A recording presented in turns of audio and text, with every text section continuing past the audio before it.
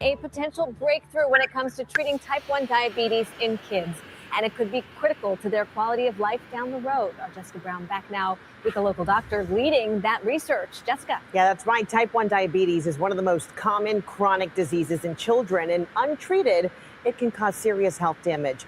We can tell you new research shows vitamin D can be a powerful weapon in fighting this illness. Brain, the eyes, the kidneys, the nerves, the limbs. So if nothing is done, they begin to have complications. Dr. Benjamin Nwosu says the urgency in treating type 1 diabetes is clear.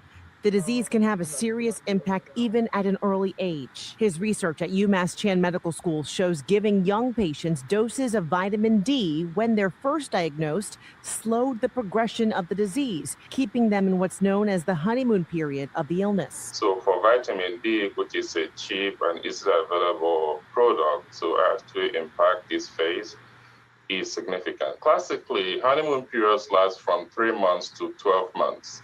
However, there are recent studies now showing that they are able to actually pick up C-peptide and evidence of insulin production in people who have had diabetes for more than 50 years. So it could last for long in some people. Dr. Nwosu says there's more research to do in terms of the impact of the treatment, but the message to families living with this illness is clear. But I think that what our study shows is that if someone is diagnosed with type 1 diabetes, and the parents can actually feel confident to add vitamin D as a supplement to what they are receiving. Most kids are receiving vitamin D anyway. Well, Dr. Nwosu says what's most critical is starting young when they're kids, their treatment habits and good habits as soon as someone is diagnosed with type 1 diabetes. He says better blood sugar control from the start can keep more serious impacts of the disease at bay.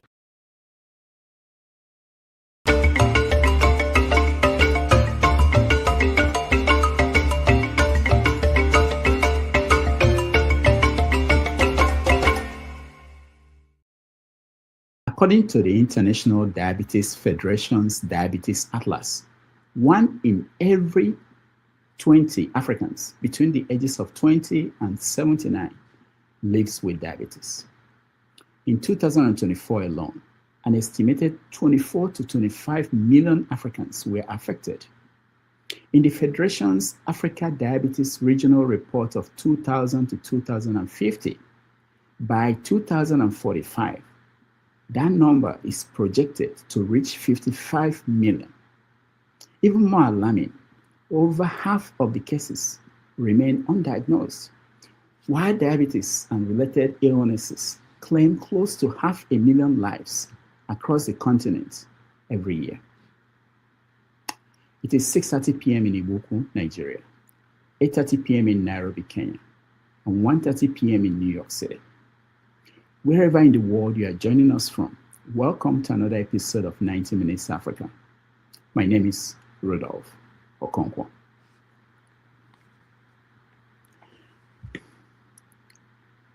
What explains the explosion of diabetes cases in Africa and around the world? Why are so many people unaware they have the disease?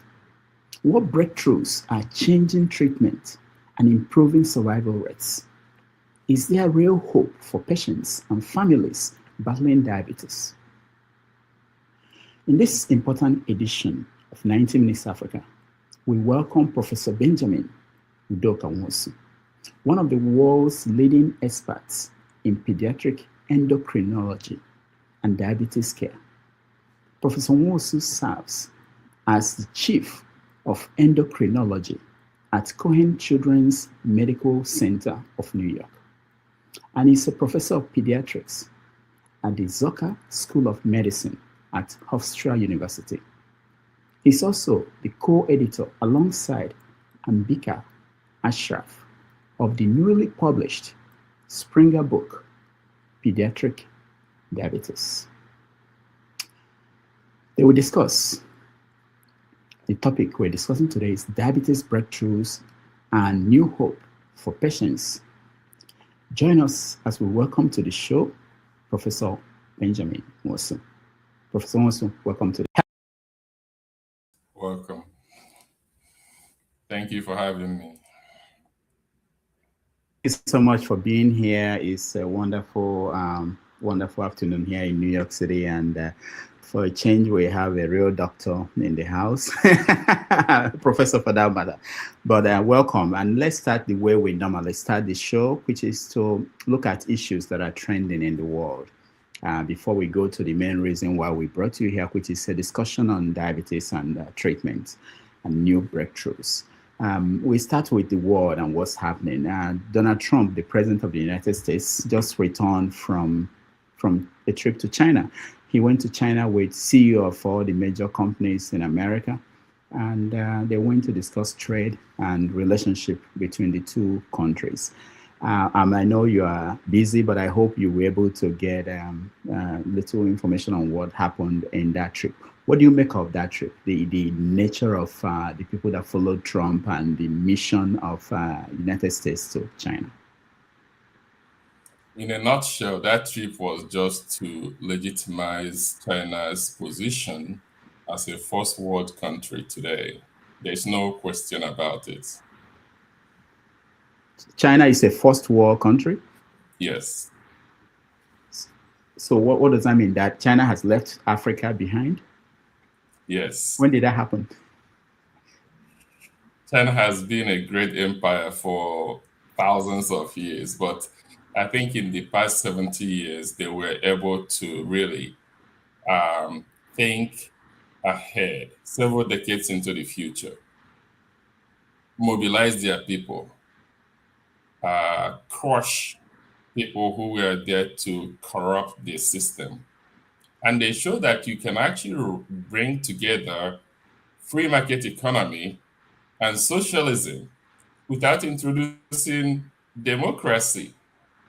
So that's the magic of China, and they have pulled it off. Now, people say that what happened in China in the last 40 years, they call it a miracle, that they were able to move 800 million people out of poverty. 800 million. It has never happened in the history of mankind. How were they able to do that? And can Africa copy their templates?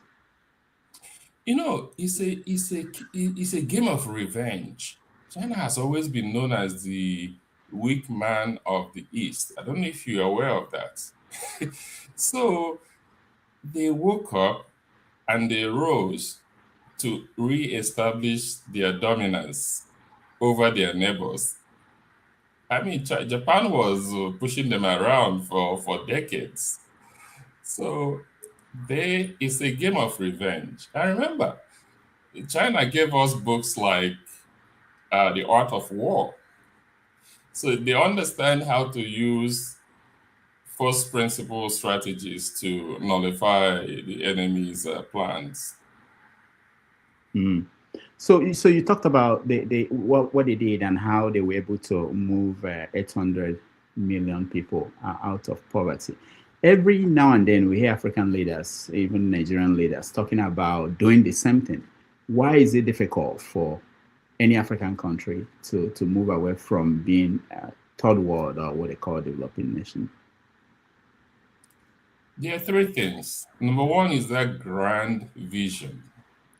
You have to have that, a nation has to have a grand vision to be first before they can ever get there. All right. Number two is mobilizing the people. So all the arrows will be pointing in the same direction. Number three, which is what people don't even talk about, is that, corruption carries capital punishment in China. So you can't take money out of China and go and bank elsewhere without repercussions.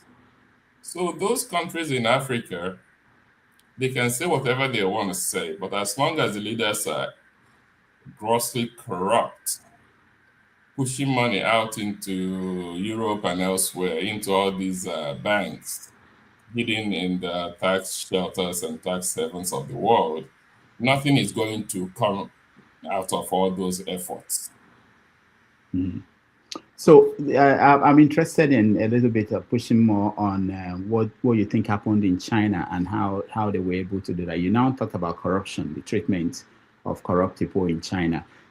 We hear African leaders use China as an example, but they don't talk about that. They don't talk about corruption and how corruption is handled in China compared to how they handle it in Uganda or in South Africa. Why is that? Because they are corrupt.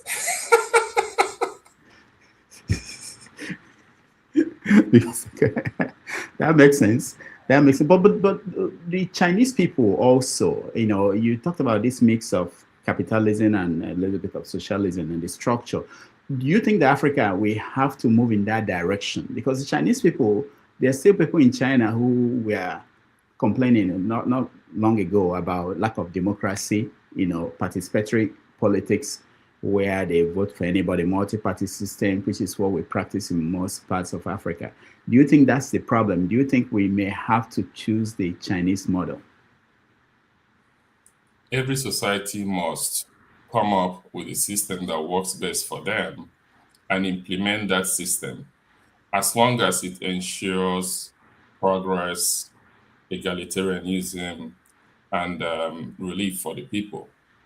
You see, democracy is not really the democracy we learned in secondary school. Unfortunately, it's not the democracy that is truly practiced. That ideal democracy, you hardly see it anywhere. Even in the United States, you still have the electoral college system. You see that states are weighed differently on the electoral college system. A tiny state may have this huge weight compared to a huge state like California, which has nothing. So that's not really true democracy. All right.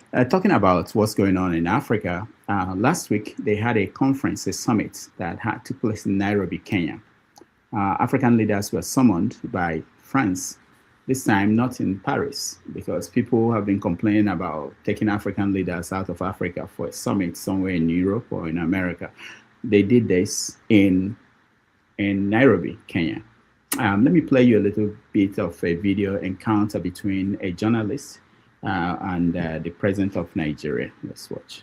Means, African countries don't have to convert to USD and so on. So that, very good across border payments and so on. But just very quickly as an aside, I think it was you or maybe President Oligi Nguema who mentioned monetary union and how the euro has got the euro. So if Europe's got the euro, when will Africa get the afro?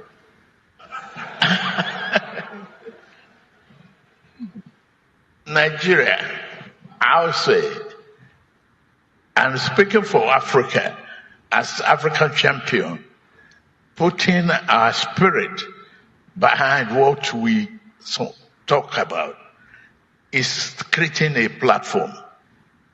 Look around the entire continent, 54 countries.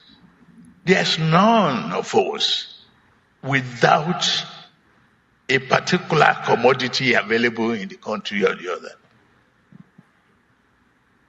Why not start an exchange commodity platform where we can trade with one another? Well, why don't you start one? You say? Why don't you start the commodity exchange you're talking about?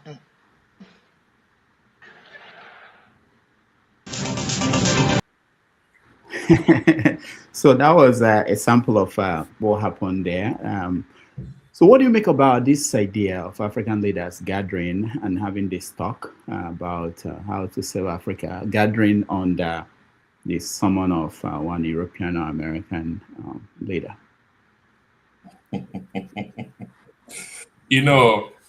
The great Chinweizu wrote a book, The West and the Rest of Us, and everybody should read that book, where he outlined the historical perspective of this interaction. We call it interaction, but it's not truly an interaction. It's a game of parasitism. Somebody is coming to your house to take everything you have, and then you're supposed to worship the person. Whenever the person asks you to show up, you show up. The answer by Tinubu there didn't make any sense. And that is the problem. You know, I don't think African leaders should be flocking to European leaders when they show up in Africa. That makes them look foolish. The reason France is frantically trying to bring together English-speaking African nations is because the Sahel Alliance has pushed France out of its normal habitat in Africa, where it has for decades been exploiting them, withdrawing resources without payment. Do you know if you send a letter from Cote d'Ivoire to Nigeria, the letter will go to France first before it gets to Nigeria? Okay, so this is the problem that France is facing. I'm be honest with you, if Africa doesn't open its doors to France in the next 5 to 10 years, the French society might collapse because it's built on exploitation of African resources. Now, there were African leaders and policy molding people who were essentially apologizing for Macron, the French, for what they did in the past. One of them is someone like Tony Elumelu, also President William Ruto of Kenya. They all made statements essentially telling Africans to forgive the French for what they did in the past, that we are moving forward now, where they've changed, they've become good people, they now care about. What do you make of that? Again, I refer people to read Chinwezu's masterpiece, The West and the Rest of Us. Chinwezu called these people the petty bourgeois, small, big men. So he had a name for them back in the 1960s or something. So this is nothing new. The colonial overlords pay off some people and they become the mouthpiece of Africa. Tony Elumelu is running around trying to crown himself Africa's #1 businessman. But, people should probably, leave the hood and look underneath and see what's going on for sure. So these are petty bourgeois. We don't have to waste our time with them. In Nigeria, coming to Nigeria now, election is about to actually started already. They're having the primaries of different political parties. It's shaping up to be quite interesting. We might have a repeat of 2023, where you have candidates Bola Tinubu, Peter Obi, Atiku Abubakar. What do you make of how things are shaping? Do you follow Nigerian politics while you're busy doing your research? I follow it to some extent. I think there's a glimmer of hope that people will vote en masse for the candidate of their choice.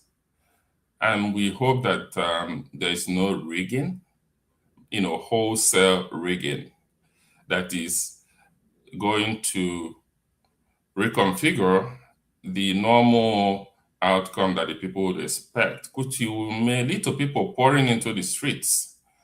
And we'll be having a situation like a revolution in Nigeria. I hope it doesn't extend to a civil war or something, but people are really tired of being used every 4 years for nothing. So what gives you the sense that people are exhausted or at the break point where they might do something if things do not go well? Yeah, people are hearing about this massive corruption. Somebody has built the country of $30 billion. We're talking about dollars, billions of dollars disappearing and all this. And then when they exercise that fundamental right to vote, it doesn't even count. So you're going to push them to the wall this time, and they may just push back. Even the police force and the military in Nigeria, they're heavily demoralized. So I don't even see them as giving that protection that the so-called leaders need to be standing between them and the masses when this time comes. Now, the political structure this time, what they are doing is that they're using direct, there was an issue. Initially, most of the parties wanted consensus candidates.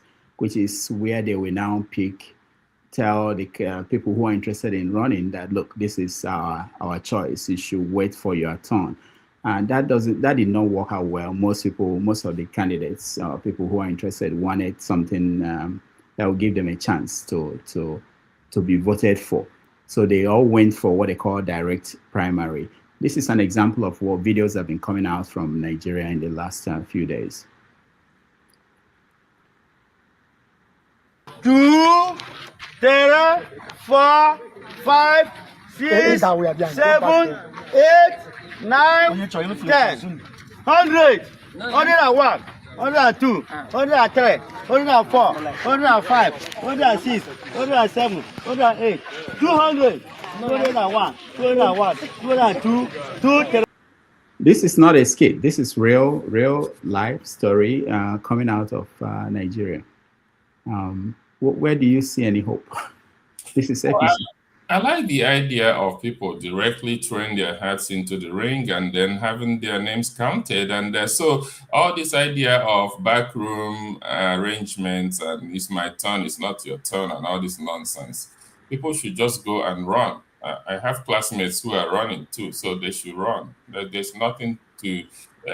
democracy should be open and transparent, and should be... the participation should be, in an egalitarian fashion. Yeah, but the rigging that we are watching in our face, we saw him count from 1 to 10, from 10 to 100. He just skipped everything else. 1, 2, 3, 4, 5, 6, 7, 8, 9, 10, 100, 101. 102, 103, 104, 105, 106, 107, 108, 200, 201, 201. Okay, I see what you're saying. So, but each party should have their representatives there. Yeah, but this is one party is the primary, so it's all APC. It's all the same party. So the same party. So, but this is a sample of what is going on across the country. That's unfortunate. All right. One part of before we leave that topic, political topic, and go into why we brought you here. One of the candidates I mentioned is Peter Obi. I don't know if you know him, and what do you think about his politics and his role in this transition? Because we are moving, we're still transitioning to something we don't know yet. What is your take on his participation in politics and how probably he changed or the political scene in Nigeria, or that he remained the same? I don't know. What's your take? Two things. Peter Obi has changed the structure and the dynamics of politics in Nigeria. It's actually Peter Obi versus the rest. There's no one in Nigeria today that has that organic charisma that Peter Obi carries. Peter Obi shows up anywhere and he's surrounded by people of goodwill. So people have put their hopes, the hopes of their children, grandchildren, on the shoulders of one man in Nigeria. Now, that is an interesting configuration, because if Peter Obi wins, there will be peace. If Peter Obi is rigged out, there will be disorder. No question. Okay, so let me go to my second point. Peter Obi has already won. Why do I say that?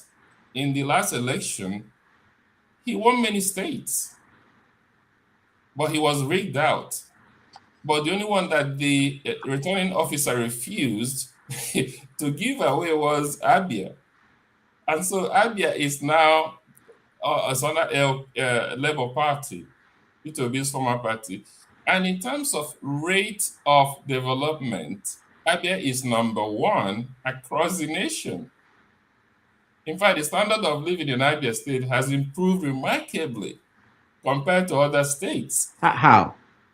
In terms of electricity, in terms of healthcare provisions, in terms of monetary provision for retired citizens, in terms of road construction across the state. So much so that he actually built a road to the house of the former minister of Nigeria, Aja Nwachukwu, which in America here, you have all those historical sites.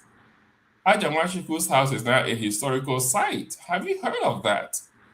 That is how countries develop. So, and I'm not even talking about the increase in trade as a result of the improved road infrastructure, bus stops, and the ability to move goods around. Now, the knock-on effect, as we say, is that other governors are now copying the Abia Protocol. But remember, the governor of Abia State did not just jump in there and began to rule. There are people like Ndubisi Ekekwe and some people who came together, who he brought them together as advisors to develop I think it's a 10-year economic development plan for Abia State. And that's what the Chinese did, actually. So he's following that protocol. And other people are just chasing after him, trying to be like him. So this is where Peter Obi has won. And so Nigeria can essentially put Peter Obi in power, and Peter Obi will implement the same protocol. Now, talking about Peter Obi, there are Igbo people who have, they've compared him to someone like Nnamdi Azikiwe. I don't know what you make of that comparison, that they, in a way, they talk about Nnamdi Azikiwe moving the Igbo people away from the central government.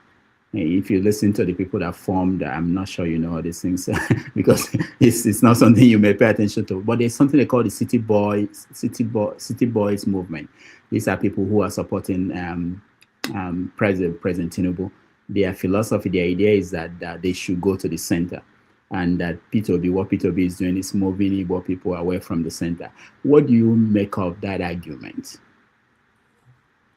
You see, this is the problem. Going to the center is not the problem. It's how did you arrive at the center? Are you arriving at the center as a pauper? Or are you arriving at the center as somebody who belongs to the center? You don't want to go to the center and be a house cleaner at the center. Nothing against house cleaners, but this is, in other words, they want to go there and kneel down and be given crumbs from the table. No. That is not what the people of Southeast want. You see, you see the person you're talking about? Yeah, actually, he's one of the city boys. And when you said kneel down, I had the picture already. I didn't know that you were talking about. Yeah, this is one of the city boys. This is disgraceful. Actually, he lost his primaries. He couldn't convince his people to vote for him. But so that makes my point. He claimed that he didn't participate, that he saw that he was going to lose or something. And I have a video of him talking. That makes my point. It's how you arrive at the center.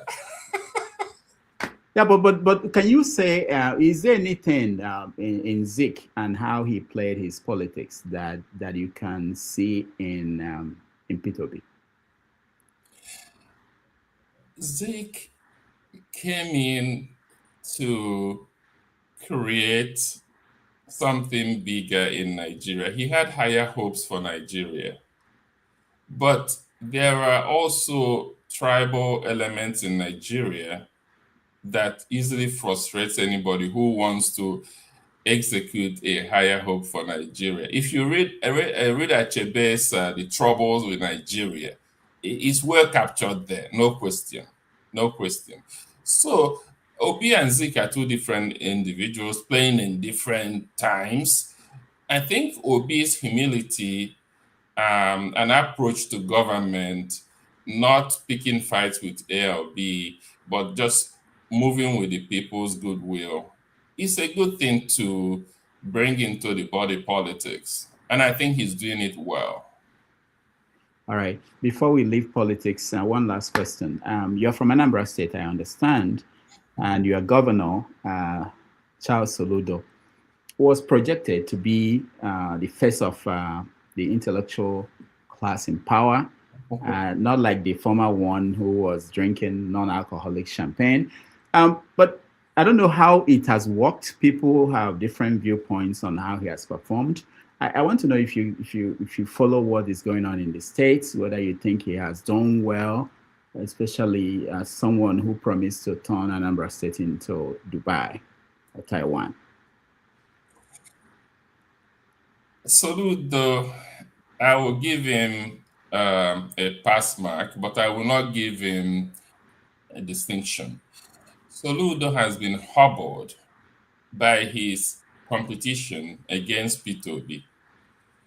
He wants to essentially knock down P2B and then become the candidate that is selected by the other groups in Nigeria as the presidential aspirant of Southeastern extraction. And that has actually impacted his ability to deliver the best for the Anambra people.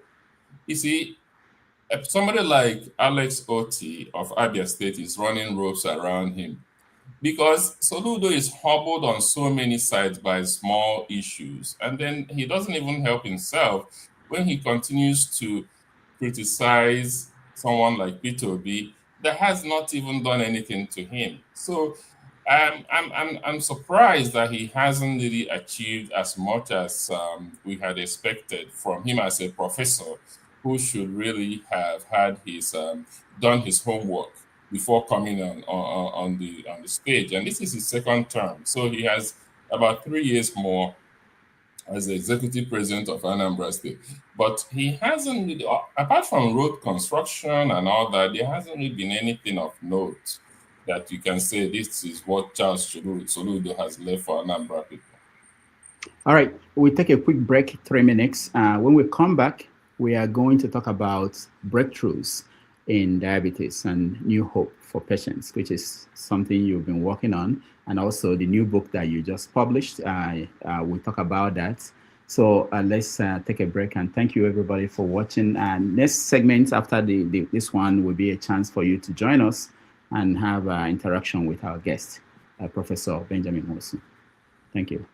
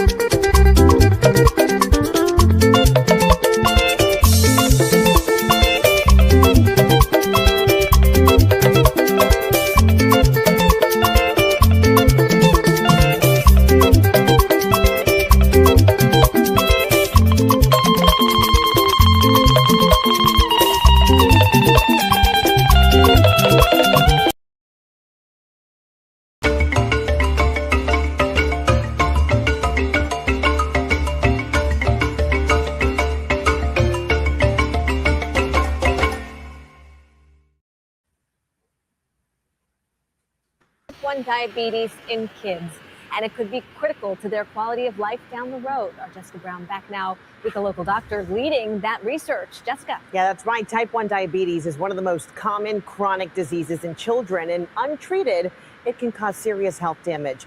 We can tell you new research shows vitamin D can be a powerful weapon in fighting this illness. Brain, the eyes, the kidneys, the nerves, the limbs. So if nothing is done, they begin to have complications. Dr. Benjamin Nwosu says the urgency in treating type 1 diabetes is clear.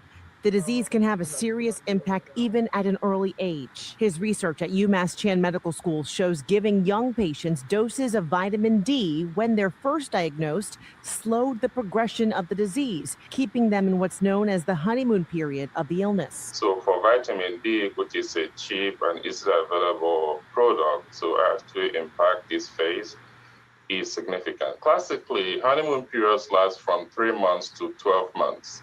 However, there are recent studies now showing that they are able to actually pick up C-peptide and evidence of insulin production in people who have had diabetes for more than 50 years. So it could last for long in some people. Dr. Nwosu says there's more research to do in terms of the impact of the treatment, but the message to families living with this illness is clear. But I think that what our study shows is that if someone is diagnosed with type 1 diabetes, and the parents can actually feel confident to add vitamin D as a supplement to what they are receiving. Most kids are receiving vitamin D anyway. Well, Dr. Nwosu says what's most critical is starting young when they're kids, their treatment habits and good habits as soon as someone is diagnosed with type 1 diabetes. He says better blood sugar control from the start can keep more serious impacts of the disease at bay. All right, welcome back, everybody. Thank you so much for joining us. If I can find myself and my guests. Thank you for joining us, and we have, all right, I got it. Thank you, everybody, for joining us. We are having a conversation on diabetes breakthroughs and new hope for patients with Professor Benjamin Nwosu. All right, so Professor Nwosu, you've been working on diabetes for a long time. Why is it getting worse? It getting worse is a relative term because there's so many types of diabetes. So which one are we talking about? So we can focus. According to the different World Health Organization, different organizations in Africa is exploding. And yes. we have, as of 2024, we were talking about 24 to 25 million people living with diabetes. And now they're projecting 50 million in the next 10 years. So. Okay, now I get you. So when we talk about the continent of Africa and diabetes, then we are talking predominantly about type 2 diabetes, which is a type of diabetes that results from two things. One, genetic predisposition to beta cell apoptosis. In lay terms, it means that these people have genes that are programmed to make the beta cells that make insulin live shorter than their normal lifespan. That's one. Then the second thing is insulin resistance. So their insulin is produced, but it's not as effective as the normal biological insulin. So then they have to produce much more higher levels of insulin to maintain the blood sugars under good control. So when you combine the combination of increased loss of beta cells and insulin resistance, then it is easy for high blood sugars to arise in these people. So that's type 2 diabetes. What about type 1? Type 1 diabetes is one we predominantly see in this part of the world, Europe, America, and so on. In type 1 diabetes, there are genes again that predispose the individual to autoimmune attacks. And these autoimmune attacks are targeted against the beta cells that produce insulin. So they kill off the beta cells. And so after a while, you cannot produce enough insulin to maintain the blood sugar. And then after a point, the blood sugar rises to the level that we use to diagnose diabetes. So that's type 1 diabetes due to autoimmune destruction of the beta cells. So in Nigeria, what do people have most of the time? Type 2? Yes, type 2. In fact, there is a World Health Organization study that was done some years ago. This is an impressive study. And it agrees with the vitamin D hypothesis. So it says that as you move away from the equator, right, the prevalence of type 1 diabetes begins to rise. Because if you're in Nigeria and you're a student training in a medical school in Nigeria, you will see very few individuals with type 1 diabetes, very few. However, as you move away from Nigeria to higher latitudes, Boston, Finland, and so on, it will just rise all of a sudden. And so we believe that what is going on there is that the high level of sunshine and high level of vitamin D production in the tropics protect us from type 1 diabetes. It also protects us from multiple sclerosis, by the way. But in the northern latitudes, where they have very low amount of sunshine, they don't have that protection. I know I was with you at a conference where you presented a paper, and I asked you this question. I don't remember what you said in the answer. There were a lot of Americans there. So let me ask you in front of Nigerians and Africans who are watching, what were our forefathers doing before the Europeans came in treatment of people with diabetes? Or were there no people with diabetes like 200 years ago? What were they doing? Do we know? So diabetes has been there since, human beings were, it showed up on the earth. Let's put it that way, because it was described in ancient Egypt, ancient Greek and all that. Now, understand this. In Africa, many people back then were not overweight or obese. So the genes were there. However, if you maintain your body mass index in the normal levels, those genes will just stay dormant. But once your body mass index begins to rise, then those genes will become unmasked and they will express. So that's one way of keeping it down, maintaining, getting up in the morning, walking for miles, getting food, carrying it in your head and going back home. Then the second thing is there are other forms of diabetes that might also show up, but they will not have understood it as the way we understand it now. So they will still say somebody died of something, but nobody knows exactly what the person died of. You see what I mean? So one was natural protection by increased activity, lack of sedentary lifestyle, eating the right foods, and just sleeping well. The other one is some cases where they couldn't diagnose it. The person just died, and then they blamed it on something, maybe the spirits or something. So, and that was it. So, I was at Hofstra University, your university medical school, and I attended a conference there. You organized it or you headed it, and it was about new knowledge, where knowledge things are breakthroughs in the search for cure for diabetes. Where are we? Where are we in the world, and where are we in Nigeria or in Africa? Okay, let me speak to where we are in the world. That's better. So diabetes, like I say, has been there for a long time, for centuries. It wasn't until 1921 that Banting and Best, a Canadian surgeon and a Canadian PhD student, came up with the isolation of insulin, right? And they had this 14-year-old boy who was dying from diabetic ketoacidosis. His name was Leonard Thompson. And they injected the first human insulin into this boy, and he survived. Then, over the years, they continued to purify insulin and so on. And there's a lot of stories around this insulin thing, but I'm not going to go into all those stories. But one thing I would say, Dr. Banton did not take anything in terms of, forgetting the word now, for the discovery of insulin. Okay. He got the Nobel Prize, yeah. but he gave it free to humanity, right? So other people are now benefiting, making millions from it. But there's something in his house currently in Canada.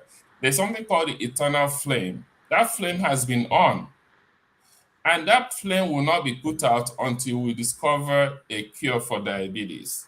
So it's there burning day and night. As a hope that one day we will discover the cure. So let me fast forward a little bit.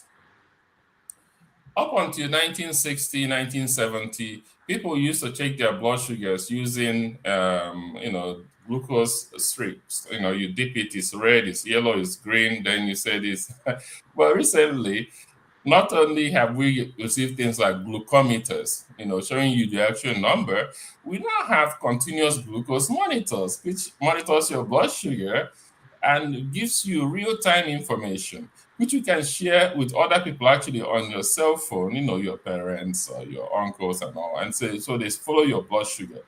And then insulin pump has also been miniaturized, meaning it has been made smaller and easy to carry in such a way that you can just put it on your body, and then it will be injecting the insulin into the individual.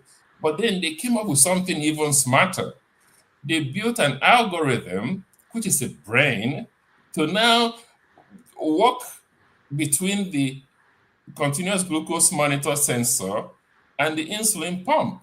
So we call it the AID, Automated Insulin Delivery System. So the sensor and the pump are talking. They are reacting to the blood sugar. And all you need to do now is just announce your meals. So you say, okay, I'm going to have 50 grams of carbohydrates. So I'm going to give 3 units to cover that meal. So you do that 3 minutes. Just, press it on your phone or your machine. And it goes in. And that's it. And when you come to the clinic, they download your profile. So we see what's called time in range. How many percentage of time have you been in range over the past 2 weeks, 1 month, 3 months? We can do that in the clinic, real time, right? Mm-hmm. So these are important, progress in the field. Other thing is what is called smart insulin. So that insulin molecule now, right? They're coming up with a smart one that will not be in your body, but it would detect your blood sugar and act in response to your blood sugar. So if your blood sugar is high, more of it will be released. If blood sugar is low, less of it or none will be released. So that's smart insulin. And then they are now going into cell-based therapies. So cell-based therapy is when you harvest the pancreatic beta cell, maybe from a cadaver, maybe it's from somebody who has signed up to be a donor. And then you collect these islet cell units, right, in a syringe. And then you inject it into, of course, you homogenize it and, do all the things you need to do. And then there's a counter that tells you how many you have. And then you inject it into the hepatic portal vein. So it will go to the liver and get entrapped in the liver. And there they will survive and produce insulin. People thought that was going to be the cure. When I was a fellow at the National Institute of Health, they were doing this there, both in humans and chimpanzees and so on. But they quickly found out that the body immune system will destroy those transplanted cells. So then you have to immunosuppress the individual. But in the process of immunosuppressing the individual, you're using steroids and so on, right? And those counter the activity of insulin. So you now have to give more insulin to maintain blood sugar. So then people say, how are we going to circumvent all these issues? So now they are using encapsulated insulin delivery techniques. So they put these insulin, the beta cells, in nano materials such that insulin can leave the capsule, but autoimmune natural killer cells cannot come into the capsule. All right. So, for an old woman in Ibuku who is diabetic, and they told her that it's somebody that did voodoo and she stepped on it. What hope when will she see insulin? The truth is this, and this is unfortunate. I think in some of the countries where you're not seeing this accelerated progress in medicine, in science, I think there is almost like a conspiracy against the citizens to keep them poor and unhealthy. It wouldn't take Nigerian government much to supply insulin to the people with diabetes. But it's because we have this word we use for everything, corruption, that cannot even be done. The money allocated for it will be stolen by someone, and it will just be the end of the story. That's why the Chinese miracle worked, because they used capital punishment to prevent corruption. Is there a factory in Nigeria making insulin? I don't think so. So it has to be imported, preserved all the way? Yes, so there's that chain too. You have to maintain that chain from manufacturing to the end user, which needs to happen. But think about it. India is manufacturing pharmaceuticals across the board. And Nigeria can't even do it. But you need constant power supply to do these things. All this idea of NEPA triggering lights off and lights on and all that is nonsense. You can't operate a lab in that situation, because let's say you have, for example, you have extracted the things you need, and you are now in the process of bringing out the final product, and then there's no power. That damages the whole thing. Investors will run away. There are a lot of things to talk about. Your research, how you're able to do that, how medicine is taught in Nigerian universities compared to the way it's taught here, your book, and also we touch on your foundation, because you are doing something to give back to people.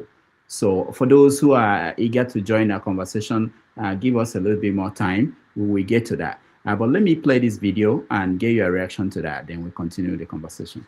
People. Yeah. Amen. Amen. I am one of them. I am part of it. Yes, sir. I am a graduate man. Yes. I'm a graduate man. Exactly. After all, my wife is a graduate. Yes. And I'm the one that sent her to school. Exactly, sir. He that trained a graduate is also a graduate trainer. Are you understand me? Yes, sir. A graduate trainer is also a graduate, because you have already used your money to graduate somebody. Yeah. All right. I don't think you know the man speaking. That's not why I played the video.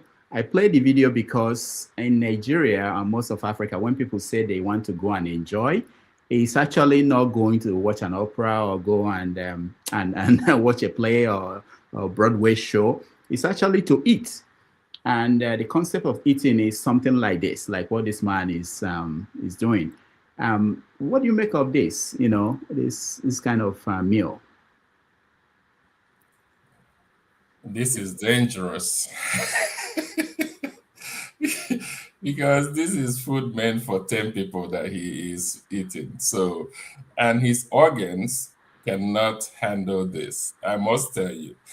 Because the thing is this: after eating this food, the liver has to go into an overdrive mode to detoxify whatever toxins are there. The kidneys will have to excrete most of the waste products. the pancreas has to secrete enormous amounts of insulin to prevent hyperglycemia. So this is where insulin resistance kicks in. Because after a while, the pancreas gives up. It can't even make the biologically effective insulin products. So it just gives up, and then things go haywire from there. This is almost like, I would probably say, up to 5,000 calories they're going into him for one meal. So that's not what should be done. It should be everything in moderation. I traveled home and I met a cousin of mine, and I had not seen him for maybe 30 years. He looked so skinny. I'm not a doctor. I said, come, are you okay? He said he was diabetic. I said, let me check your sugar. He said, no, give me the food first. I said, before you eat, let's see what your sugar looked like. And I checked his sugar. It was close to 400. He still insisted that he should eat. He was not sure when he would get food again to eat. So you find out that everywhere you go, and when it shows diabetes, like all the health issues, people don't even have the knowledge, the basic knowledge of what is going on, what they should be doing.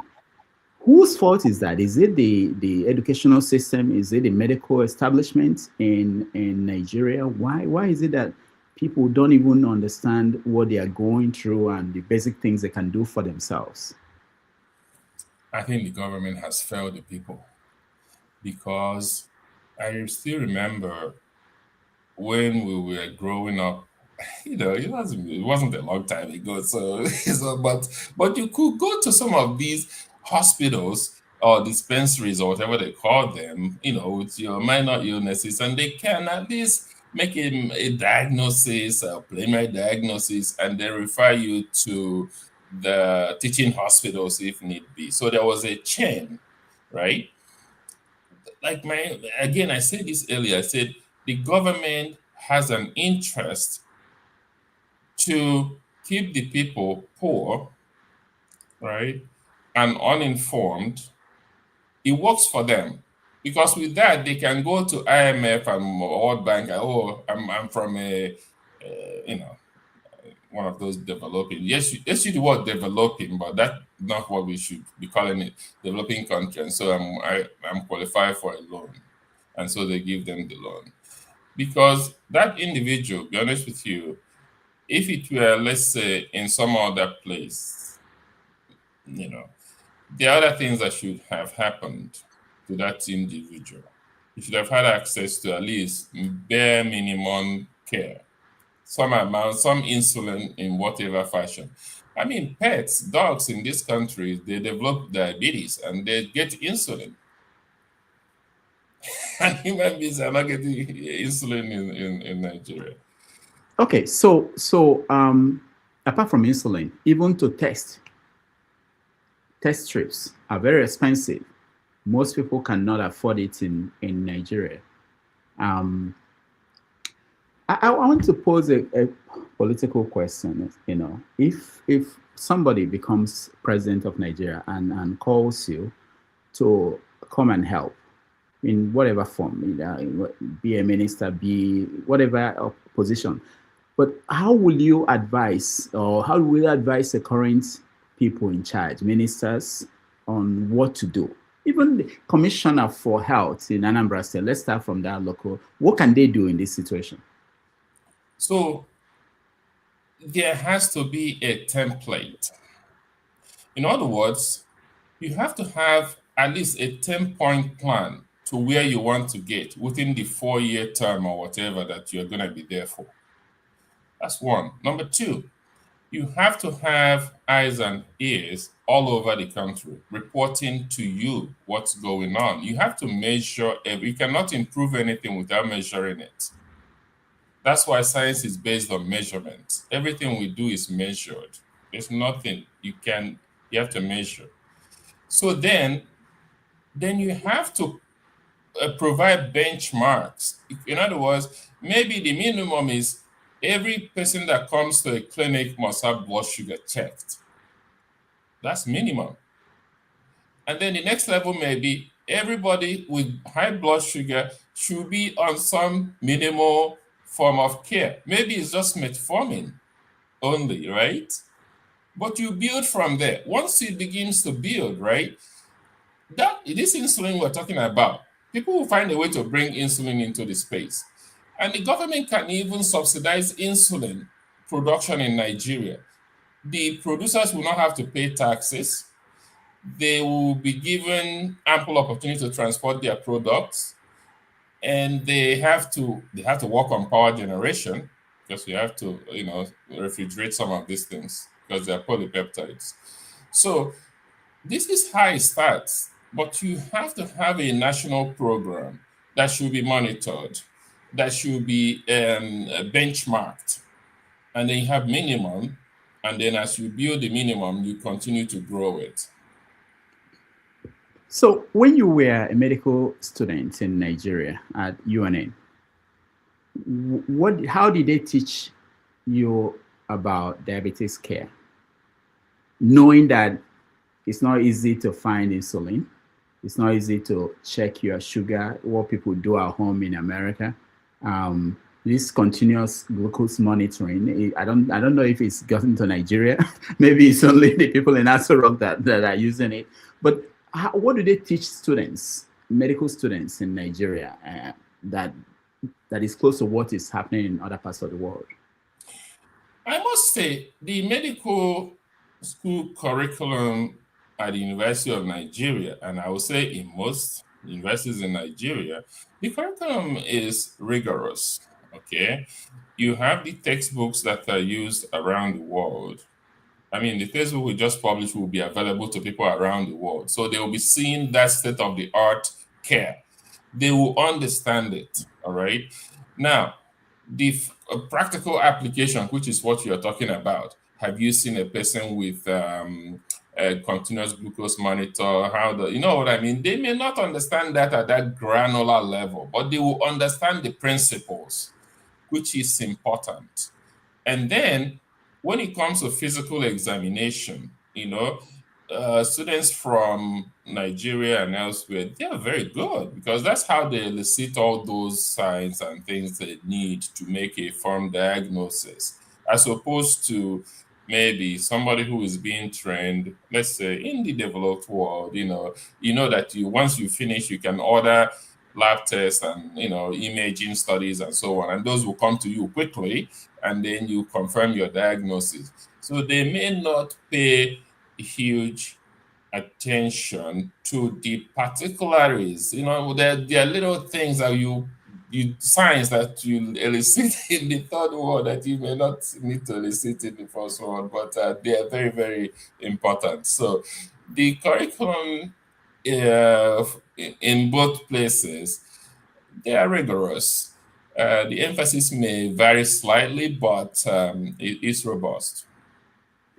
I had a doctor on the show recently, and I wanted to find out the difference in the training between doctors in Nigeria and the training that people get here, especially with a relationship with patients, how they treat patients, what the patients have as rights, or what they consider the rights of patients. It's something as simple as the right to know the medication they are giving them, the name, the right to consult their family, to treat them. And I don't remember the answer he gave. That tells me that maybe you can give us an answer that we can understand. Why is the difference, the treatment of patients in Nigeria, I don't know about the African countries, and the way patients are treated in the West? So in the West, in the United States in particular, it is patient-centric. So the care is centered around the patient, right? So the patient has a say in what happens. If the patient says they don't want a procedure, you cannot proceed. You may even have to go to court to obtain court order to then override the wishes of the parent when you think that life is at threat. So that's patient-centric. That's the Western model. In Nigeria, it is physician-centric. The physician has the final say. The physician can, almost do and undo. And that is wrong, because the fact that the physician can do and undo leaves room for mistakes, leaves room for delayed care, leaves room for all kinds of, other things to come in between the care that the patient needs at that point in time. So I prefer the Western model, where the patient who has a disease is at the center of care. Who gave us that model? The one we have, physician-centered care.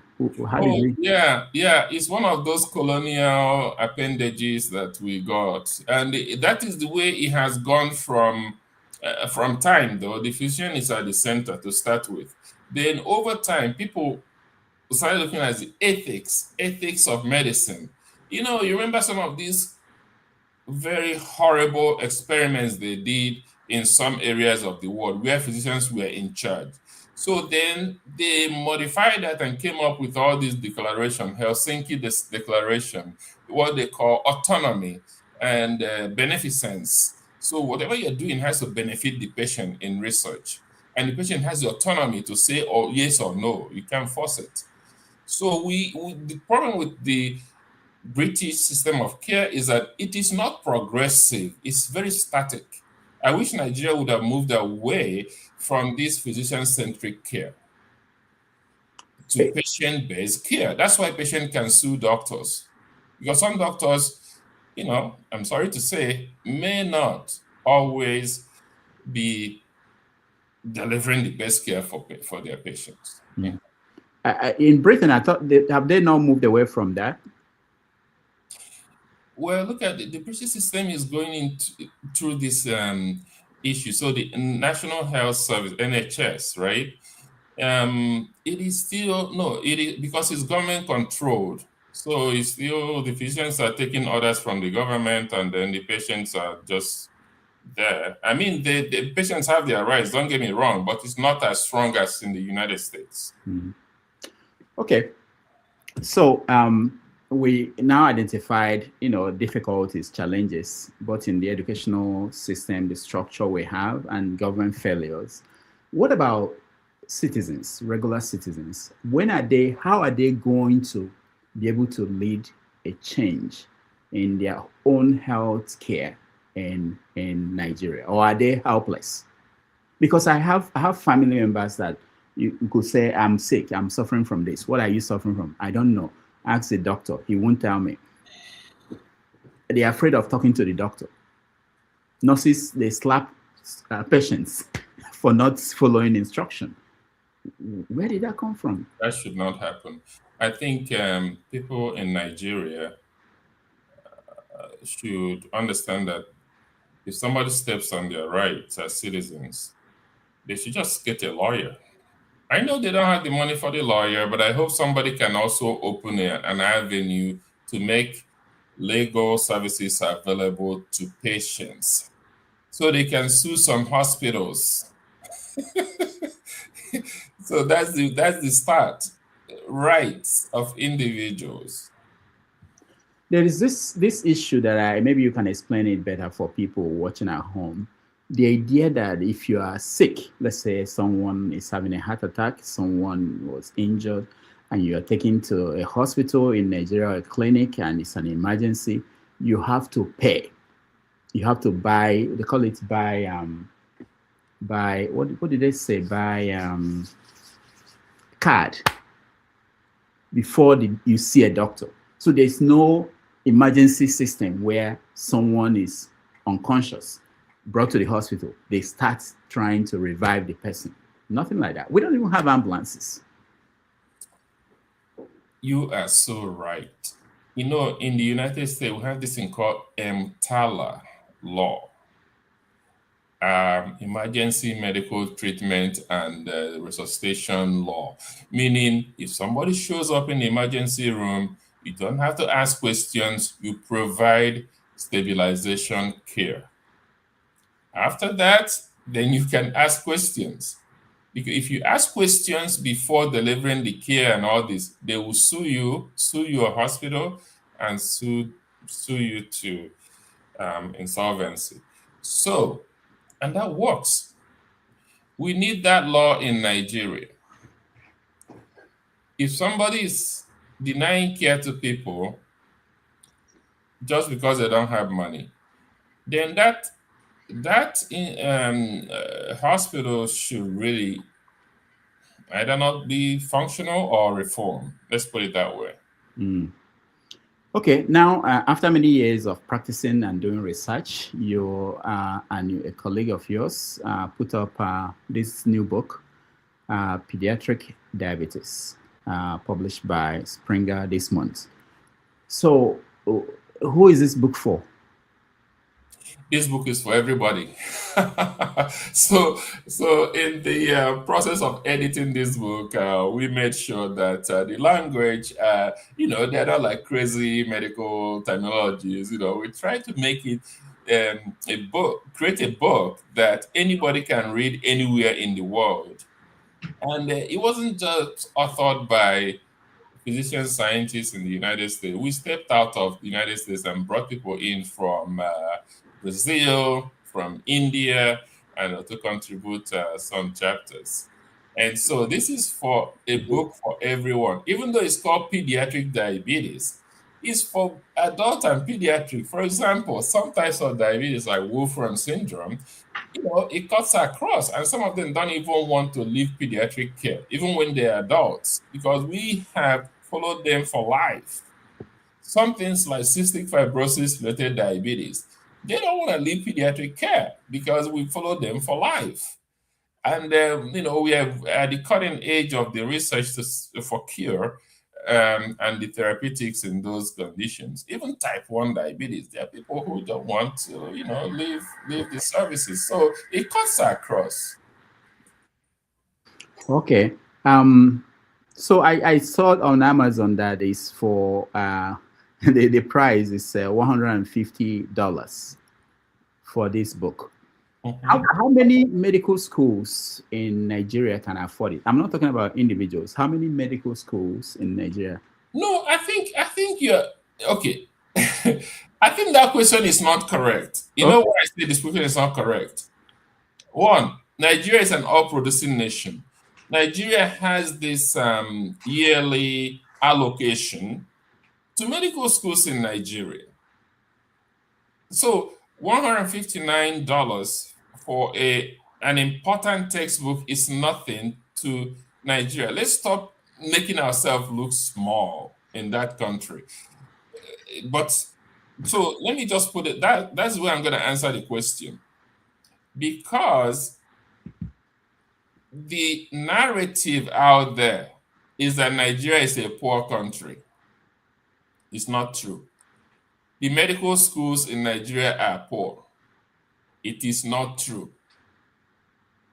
Once you remove corruption and make corruption a capital offense, all those things will reverse. Okay, so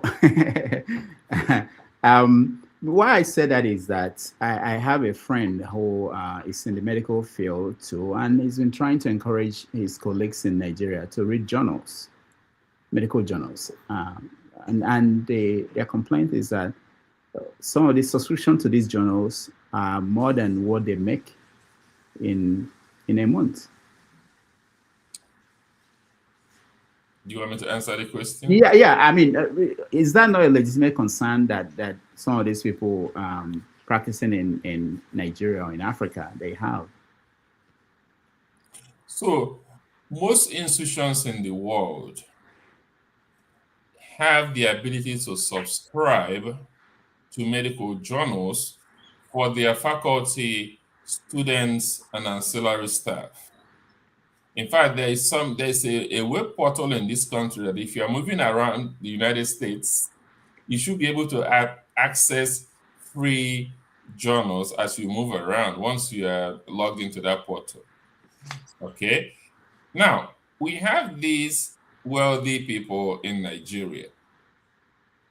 They can actually use that money and create subscriptions for one institution or the other as a way of giving back to the society. And I believe that somewhere in the budgetary allocation to universities and teaching hospitals, there's a provision for online journals.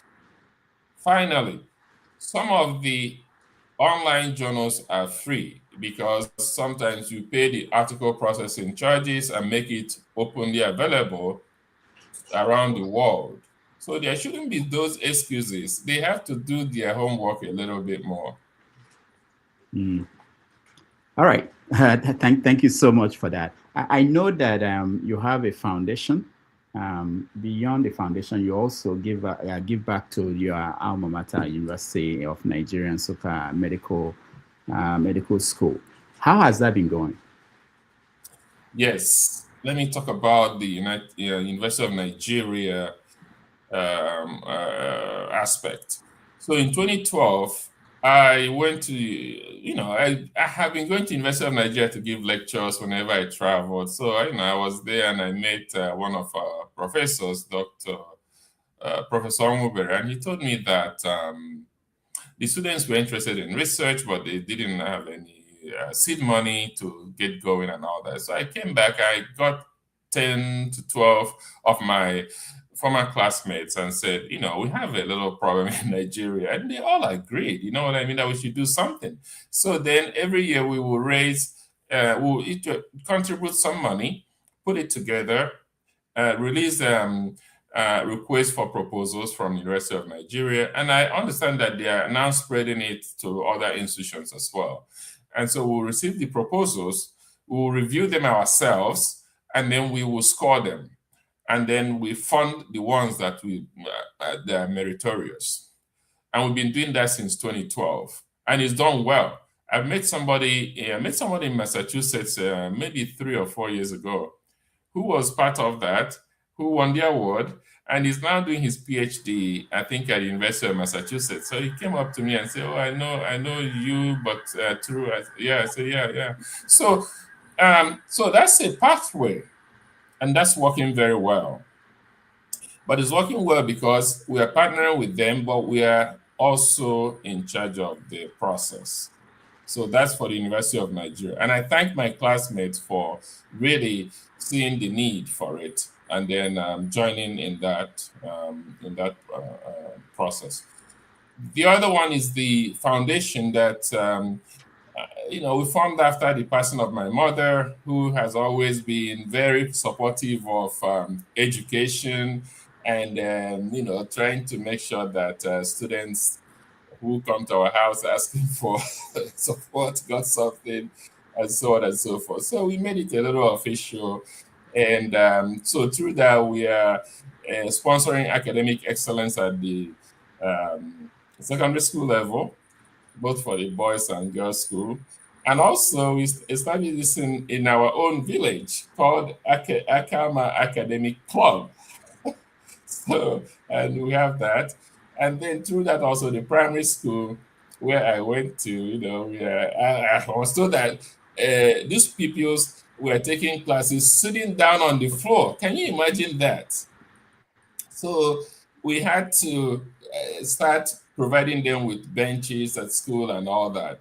So, and then as things happened, even the town came and said they needed support for something they're doing and all. So all those things, it's expanding and all that. I mean, we are happy to give back. Let's put it that way. So we are really happy to give back.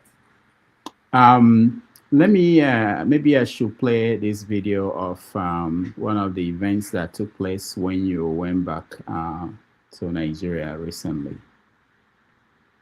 In education and empowerment, the Benjamin Udoka Nwosu Foundation was officially inaugurated at Akama Village, Ibuku, honoring outstanding students and community leaders while reinforcing the legacy of academic excellence in the kingdom. The inauguration featured the presentation of academic plaques to Girls Secondary School Ibuku for achievements in women empowerment, leadership and academic excellence, and to Boys Secondary School Ibuku for outstanding performance in academic domains, where Professor Benjamin Nwosu was further honored with a special recognition award by the Boys and Girls Brigade of Holy Trinity Church Ibuku and a certificate of appreciation from the chairman of Ngo Progressive Union, Chief Umanoka. Professor Nwosu, the founder of the foundation, who is also a professor of pediatrics in Zucker School of Medicine, Hofstra University, USA, and chief of endocrinology at Cohen Children's Medical Center, New York, USA, has empowered brilliant students in Ibuku, investing in intellectual growth and nurturing future leaders, aims to broaden the foundation's reach and impact within the community. Yes, we've been sponsoring people for years, but quietly and all that. But look at all these bright girls and boys who won prizes today, you know. My expectation is that they will continue to rise, they continue to do better and then go far in life. The event, which was coincided with the one-year anniversary of the passing of Dame Mabel Nwosu, Professor Nwosu's mother, Venerable Obiagwoso led prayers of gratitude, acknowledging the positive contributions of Professor Nwosu to Igbo-Ukwu and his support for the Venerable Obiagwoso Women Empowerment Ministry. The occasion also featured speeches from notable dignitaries, including Chief Barrister MCK Oba, President General of Igbo-Ukwu Development Union, Engineer Emeka Okafor, Chairman of Tomek Technical Lead, who spoke on the future of artificial intelligence in Africa, His Royal Highness Igwe Alex Ejike Mowa Azike, Idu III of Igbo-Ukwu, Professor Anyahie, Vice Chancellor of UNIZIK, Professor Onodugu, Chief Medical Director of UNTH Enugu, Honorable. AI is not a rocket science. Important we begin to prepare this younger generation, the older one, to welcome this knowledge because it's transformational.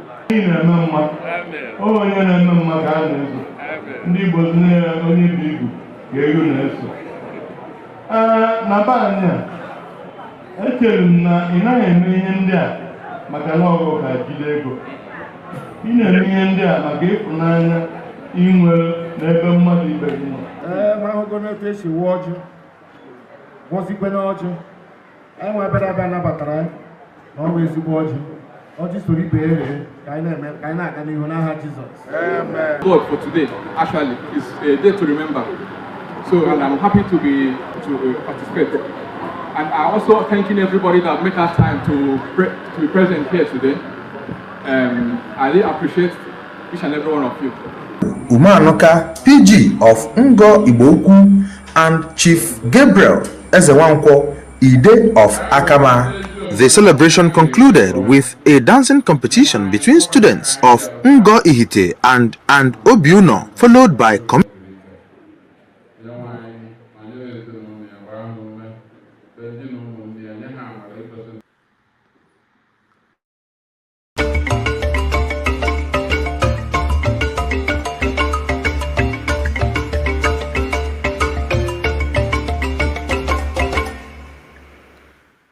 All right, so it's wonderful. I was really impressed by the fact that somebody in Igbo is talking about AI. That was quite impressive for me. But also, you know, it's a wonderful thing you are doing for your people. You look relaxed at home, and is there a sign that there's politics in the future? Are you you fitted very well, like you are going to be a politician, but when you retire, anyway. But so how is this? You've done well, you know, and this idea of giving back to the society and helping the next generation. Of young, especially young people who are in school. There are so many bright people in schools across Africa. Some of them may not have opportunities to reach their highest potential because of lack of resources. And what do you say to people outside of Africa, especially the people in the West who are professionals in different fields, have succeeded wherever they are? how do you talk to them about giving back? Thank you. I would say, do not wait, because the yield from the little that you can transfer over there will be quite remarkable. So do not wait. Even if you want to give $250 every year, do it. $500 every year, do it. $1,000 every year, do it. But start. Because these young children time is not on their side. And so if you can help them, even by stocking current books in their libraries, because most libraries in Nigerian schools have outdated books. So this is good. This is actually a good thing you brought up now. Can we have our experts look into how they can donate 5 books per year to any library in Nigeria? Just do it. If 250 people can do this, we're going to transform the lives of these children at home. So that's number one. The other thing is, people always go around looking for happiness. Let me tell you, the level of happiness I felt looking at those young people receiving those awards, and then dance. They had a dancing competition for children later that evening. So that's really what life is about. Yeah, you talked about what the kind of what reward you get for giving and for helping out. Especially, I get just like everybody abroad, you get called and you hear about people who are doing very well, young kids, and having difficulties in being able to go to school, and it's always like you said, it's always important not to wait to think when you are settled, when you solved all your problems abroad. You can never solve all your problems, and if you contribute in little way, it helps to secure tomorrow, which is what we hope for as we get to middle age and think about retirement. Let me say 2 things quickly as well. You know that over time, I have also wanted to support journalism in Nigeria.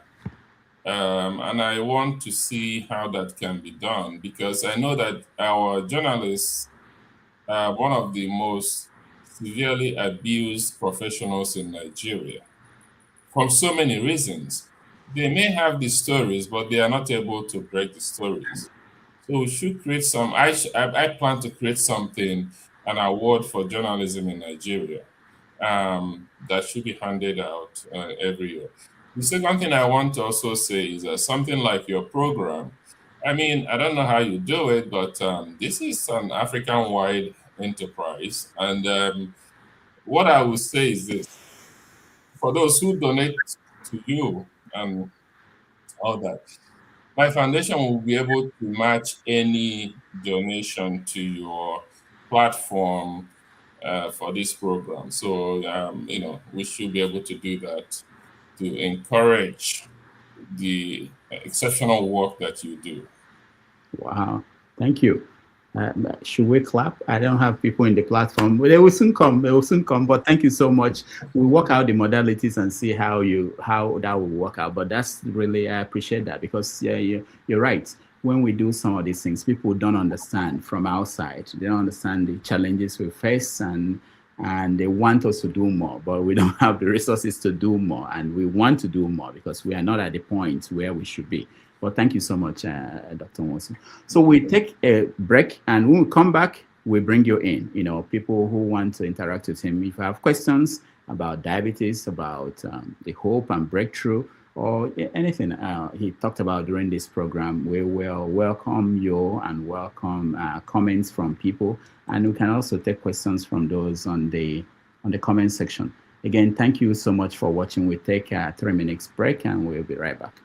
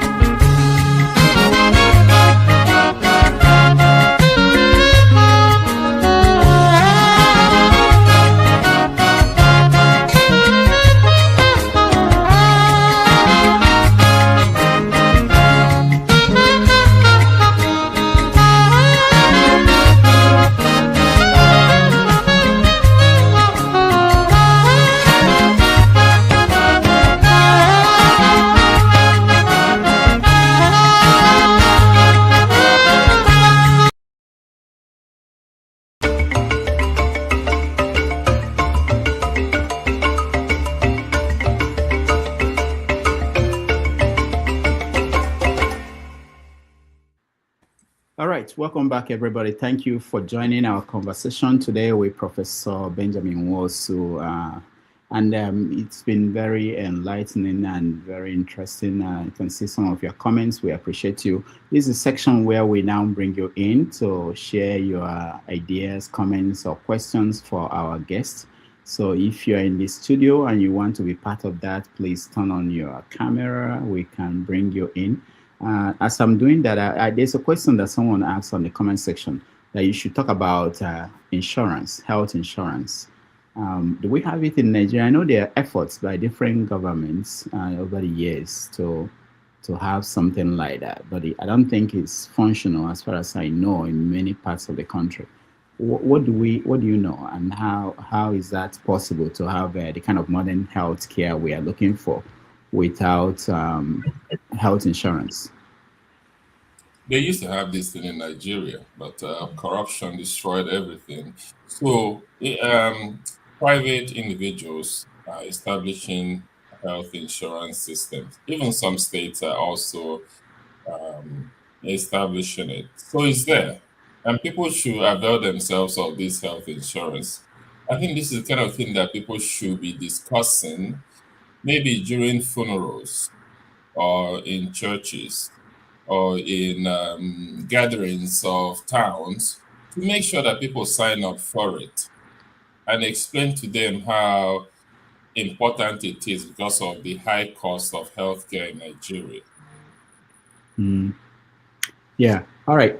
Thank you so much. Let's let me go around people who are in the studio, and when I call you, find out your best question and ask, so that or comments, then we go from there.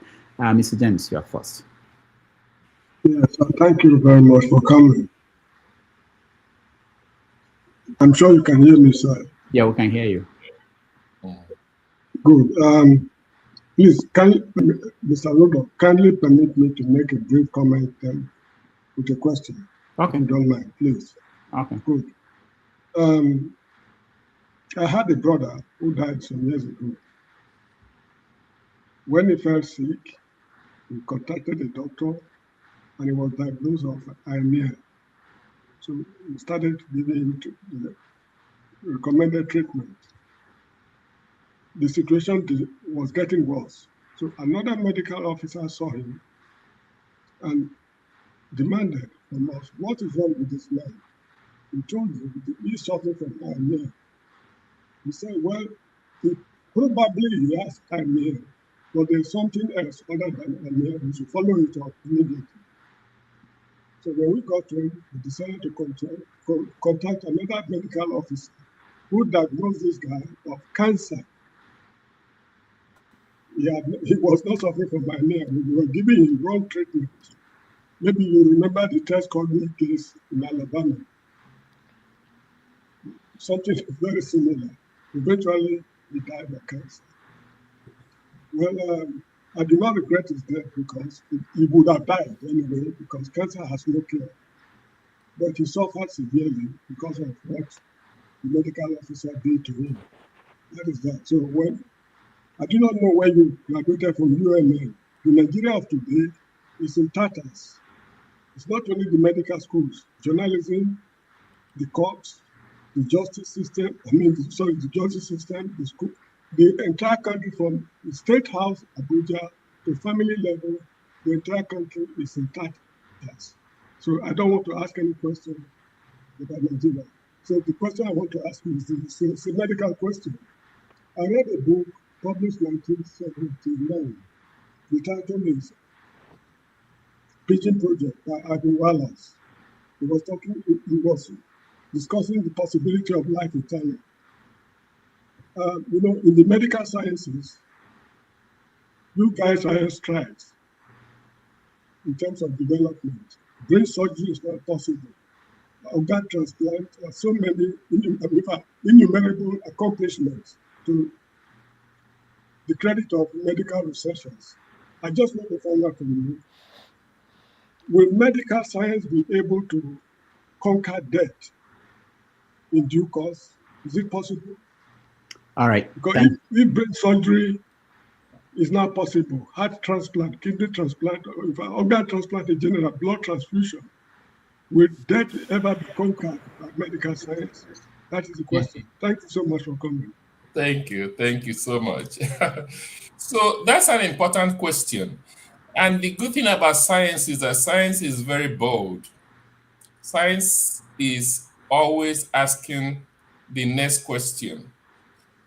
Now, when I was a fellow at the National Institute of Health, part of the bench research I did was to see whether there's this thing called telomere. Telomere is like the shoelace, the thing you have at the tip of the shoelaces that hold the shoelaces in place. So they're at the end of the chromosomes and they hold the chromosomes together.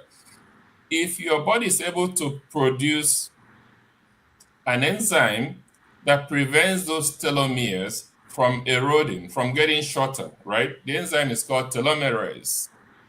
Then you will live for a very long time. And then you will not be subjected to some of these diseases that arise from undue cellular death called apoptosis. Therefore, if somebody's going to find a way to activate our natural telomerase system so that it continues to preserve the chromosomes, we will live for a long time. Now, immortality, I can't sit here and say, yes, we are going to achieve immortality, because other things will come with immortality too. You may not be able to preserve all the cells in your system, even though you are living for a very long time. For example, the cells of the eyes may die, right? And so the person becomes blind, but he's still okay. The cells of the inner ear may go and the person becomes dead, but the person is still living. So there are things we have to also take into consideration as we think of immortality, but it is something that people are looking into. So thank you, Mr. James. I don't want to be involved in this conversation, but it's interesting. So does it mean that Methuselah, the story in the Bible that he lived up to that number of years, could that be true? Yeah. I don't want to talk about the Bible here. Let's just stay with. All right. Also here, you are next.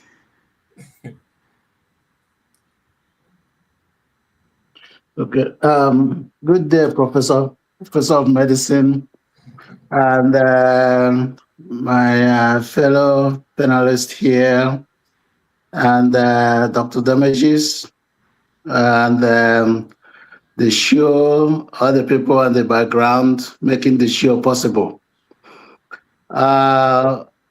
Professor, I have to commend you for putting together this book. I've not read it, but I've read some of the introduction. And I know, knowing you are an excellent physician. And so I have issues with diabetes research. And Rudolph Otopo said earlier that millions of people in Nigeria are developing diabetes. In the next count, it might be 50 million, not just in Nigeria, in Africa, sorry. So diabetes, is it not diabetes epidemic? During COVID, it took them a month, 2 months to come up with prevention, and it's taken more than 100 years for any major breakthrough to happen in diabetic treatment. And so I am concerned that there might be monetary areas, part of this that's preventing brilliant professors like you to come up with a cure.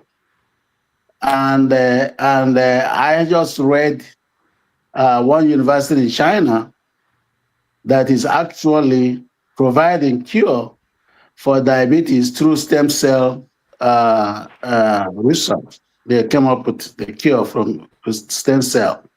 So I don't know if that is, if you already read that. I read that, so I wasn't sure. I wanted to confirm that somehow, if the role of stem cell could also lead to cure for diabetes in this Western world that we are living in. So I want to touch on that, and I'd like you to make a comment on that. And I have something else that I want to talk about on the same diabetes issue. There are treatments that we have now, revolutionary, I can call them revolutionary treatments, like Mounjaro, like Ozempic. Those are, prevents you from, pricking your hands all the time, your fingers all the time. if these are considered replacements for insulin, or are just there are standalone kind of treatment. Not you can also use them and also use insulin while you are using one of these revolutionary medication they brought out. So that you can make comments on these, and then we can go to the other ones, please. Okay, thank you so much for the questions. I will try to see how I can go through them. Number one, the issue with diabetes research and getting to the insulin-free state, which is the target, is that diabetes, as we know it, type 1 and type 2 diabetes, they are not caused by one single gene. That's the problem. They are caused by a number of genes coming together. And so you cannot inherit them in an autosomal dominant fashion. Okay. So then when you target these polygenic diseases, it's often not easy because you're just throwing things at different genetic loci. That is the problem. So that's at the genetic level. Then the next level is at the level of autoimmunity for type 1. Even though we believe that it is due to autoimmune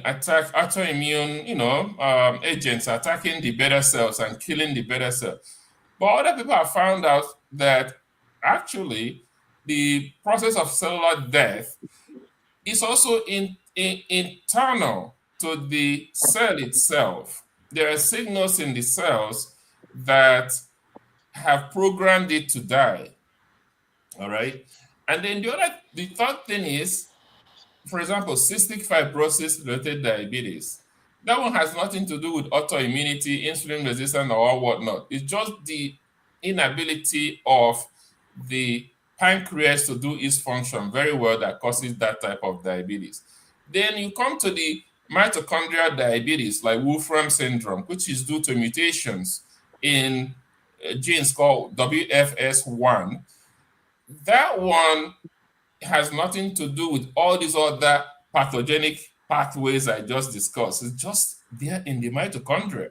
And so you can begin to see how complicated it is, right? The issue with COVID is that we knew there was a virus, COVID virus, and then we knew what this virus could do. And then we know that if we induce immunogenicity, we can bring down the impact, right? But remember, up to today, HIV virus, there's really no cure for HIV disease itself. You know what I mean? So it's still there, hanging around. And other viruses in the system that we know, they haven't found, cure, just like they did for some others. So, and remember I said that there is this eternal flame in Canada burning at the house of Dr. Banting's house, which will be put out when there's a cure for diabetes. So people are working, people are fighting for it. Let me give you another example. Sickle cell disease. People used to say, oh, sickle cell, they let it run rampant because it's affecting Africans. Okay. But now, using gene therapy, they have been able to cure somebody with sickle cell. Here in New York, where in fact in my own hospital, Northwell, so that's where they did it. But if I tell you how long it takes to even bring a patient on board, it takes 1.5 years to get to that final phase of introducing that gene cocktail into the individual through the viral vector. So these are not easy questions. Then I come to your GLP-1, glucagon-like peptide 1 receptor agonists like Ozempic and so on and so forth. Those are very helpful because if they help people to reduce the amount of food they eat and also the hunger, then insulin resistance will decrease. Body weight would also come down. And with that, the body can begin to handle less and work more efficiently. But remember, people with type 2 diabetes may come off treatment when they are on GLP-1, But that does not turn off that apoptotic drive that I talked about in the pathogenesis. It's still going on. And if that person lives very long, there will come a time when all the beta cells will die off, right? So then to effectively manage them, you have to introduce some insulin, because somebody had that question in the bar. I saw something pop up for people with type 2 diabetes. And then let me see. I think I addressed most of your questions. I hope I addressed them. Yes, let me give others chance to ask questions and follow up. I will come back later about the practice of medicine, because you touched on it earlier on.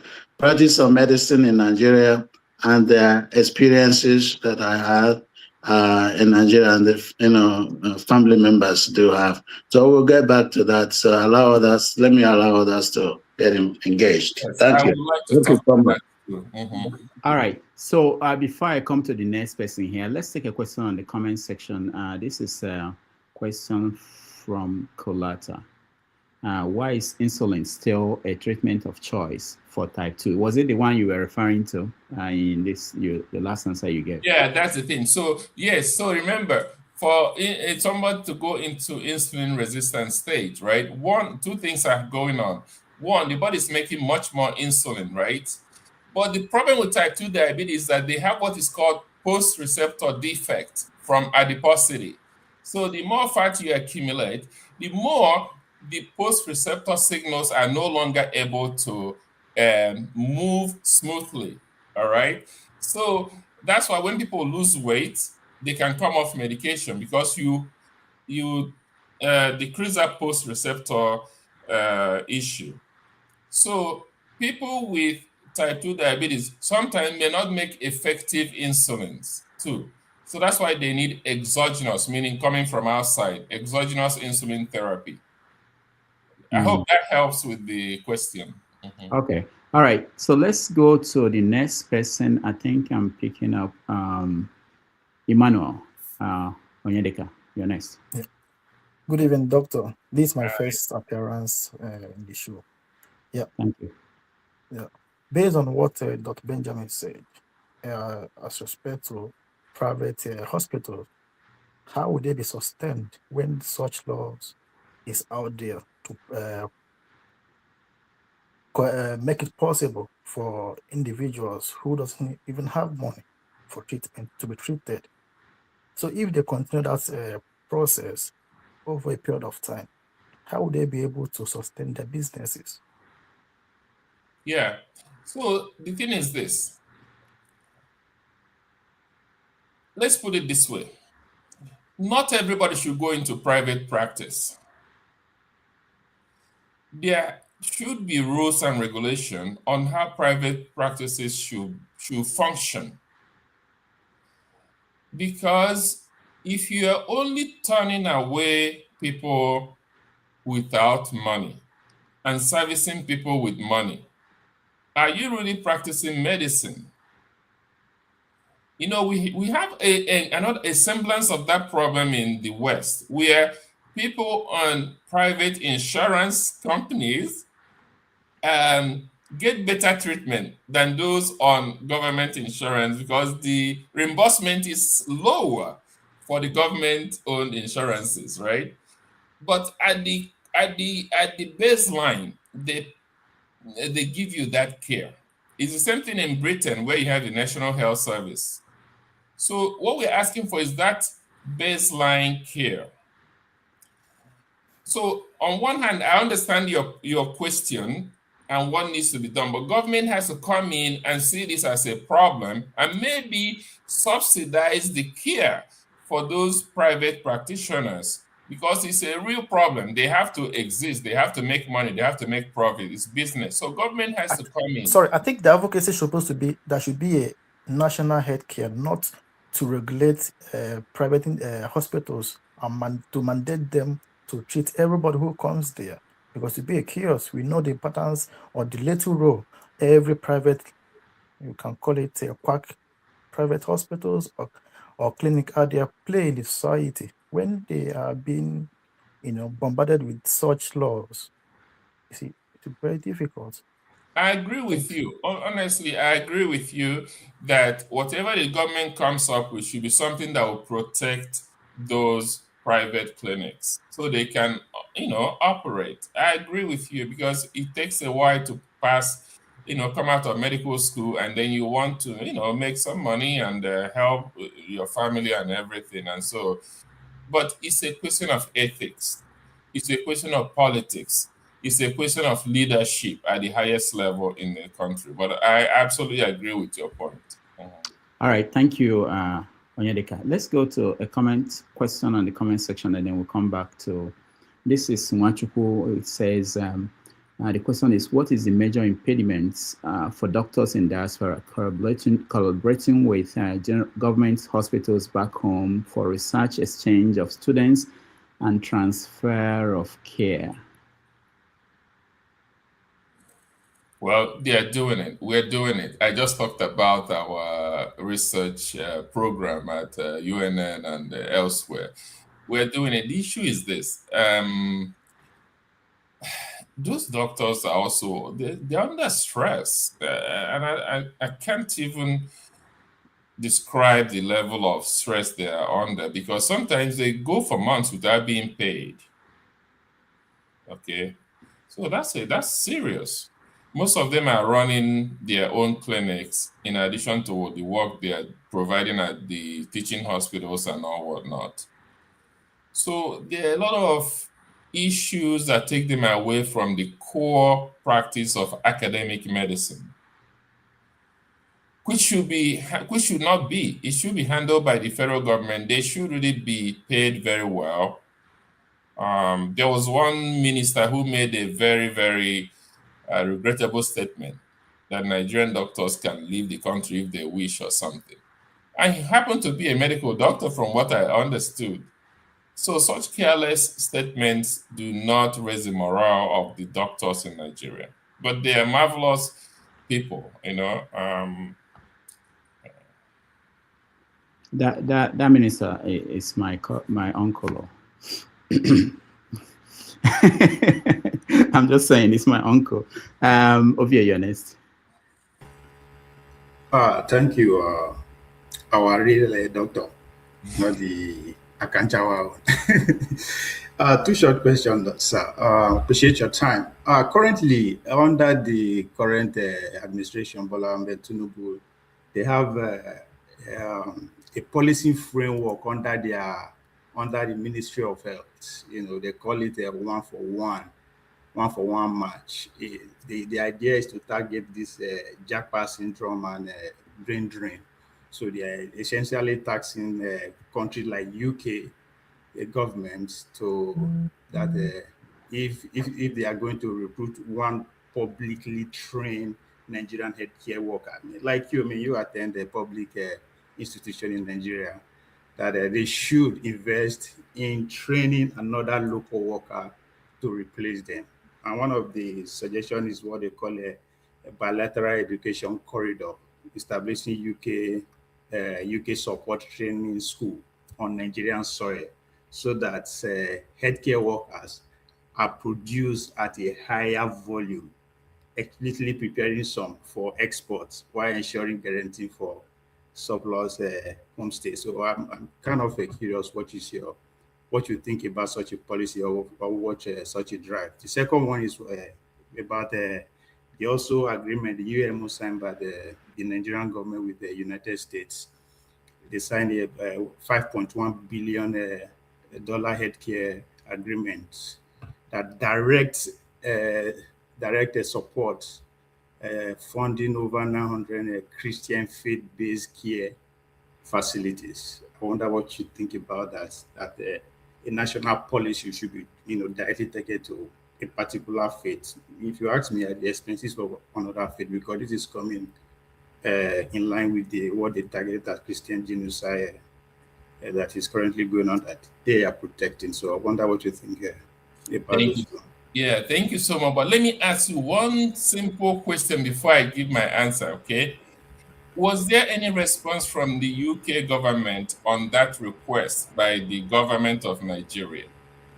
Well, it's in disguise. They put it in the scheme when remember when Tinubu visited the King Charles. It's part of the volume of agreement they went into. So yes, okay, that's thank how you. much I- So you see, this is the problem with some, not all, African countries.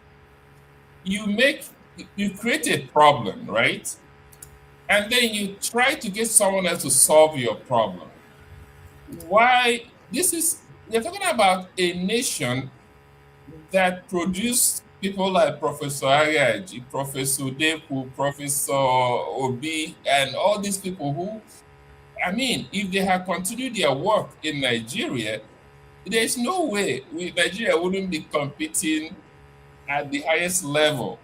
So the idea that you produce one doctor and then that doctor goes to Britain and then Britain is going to give you something to start producing another one for Britain. Is it not stupid? It's stupid for the government, okay? But I'm glad you brought it up so we could address it. Then the second one, yeah, I don't want to. I don't like mixing religion and politics. Okay, I don't like that. So whatever Nigeria and agreement Nigeria and US are going into, they should make it to favor every Nigerian. Now, I also want Nigeria to make sure that they are using the same criterion to admit students into university. You don't use a different cutoff mark for one state and another cutoff mark for another state and call it, I don't know whether it's equity or not or what. Because these people may end up being doctors. And then you can imagine going under the surgical knife in a suite with a doctor who was not qualified from get-go. What are the chances of survival? You wouldn't know which artery he's cutting or which nerve he's moving. So. All right. Thank you so much. I think the next person we have is KJ. Well, before KJ speaks, let me play this video quickly. I know that Professor Nwosu mentioned it, but most people may not know. It's very important that we. Okay, I'm not ready with the video. As soon as I get it, I will share it with you guys. Let me go to you, KJ. You're next. Okay. Thank you, Rudolph, for having me. Prof, thank you. Thank you so much for the good work you're doing. I pray that many of you will, in fact, you multiply your kind in the Southeast especially, and in Nigeria in general. If people of substance like you were doing what you are doing, I'm sure that Nigeria would have been far better place. A majority of us would have been back home enjoying the good breeze that we enjoy in our villages. Yes. So I just, you have spoken a lot, and I really appreciate what you've said. I followed all your discussion. I really enjoyed it. I've been educated and enlightened. I lost a friend who, very good childhood friend of mine and my best man. He died of high blood pressure together with a complication of diabetes. He got, he went to the chemist, and the chemist, we don't know what he gave him, but he fell down on the floor there and died almost instantly. So the question be, is it correct for people to go to a chemist and then the chemist, prescribes for them an injection and gives them that? Because we couldn't even pursue the case, and the family of the guy were dragging their leg. They didn't want to pursue the case, so I couldn't go, to do what I needed to do. And then that's one. Two, Prof, why is it difficult? The disease called breast cancer and fibroid is mostly found in Black women. Why have the government of Nigeria, that has majority of the Black people on earth, never thought it useful to institute a research to bringing about the end of this thing that's mostly damaging majority of the Black women? I mean, what does it take for such a? Is it that they stopped us from being able to research into our own diseases, or what does it take? Why is nobody talking about it? And a professional like you, who know exactly what it takes, have you been able to advise the government in this kind of research so that at least majority of our women, our mothers, and our sisters, and daughters, can be free from this? Thank you, sir. Thank you. Let me on the issue of chemists. I'm going to say this the way I want to say it, then I will qualify it. Okay, chemists are dangerous because the antihypertensive medication they gave to the person that passed, one, nobody knew what the dosage was for that individual. That should really, so that what I'm hearing is that they gave that medication, the person collapsed and died. That tells you that what happened, that it was given a higher dose than necessary, and it induced what's called vasodilatation. So the vessels basically relaxed, and when vessels relax, blood pulls from head to toe. And once the brain doesn't get the blood flow, the person has to fall. Okay, so that's what happened there. And it's unfortunate. Usually, if you are treating somebody with hypertensive emergency, you set up monitoring, monitors, seeing what the blood is going, and then you are infusing the antihypertensive. So you are seeing, with the dynamometer, you are seeing how the blood pressure is moving, whether the person needs more or less until they come out of that critical phase. Then you go into oral medication. So I'm just going to say, chemists are dangerous. I know that's people are using them because what else do you have? But that's what it is. So the other one is the breast cancer and the fibroid. Oh, that's a very important question. I mean, you have to go to the women's wards in most of our teaching hospitals, and you see these women with what we call suppurative breast cancer. So it is forming pus and the draining and all that.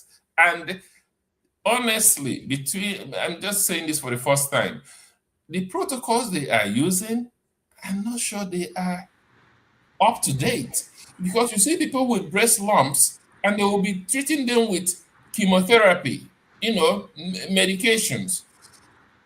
When you should go in and remove the lump first, make sure you did a wide surgical removal, and then you can then go with all these other approaches instead of leaving it there and trying chemotherapy. And I'm telling you, this thing is serious. I agree with you. I had a family member who, thank God that it was just the same story I'm just telling, but luckily somebody removed the lump. And when they got to the teaching hospital, they were mucking around and doing or whatever. But the most important thing was that the lump was removed, subjected to pathological analysis, and so we were able to stage the tumor and know whether it had spread or not.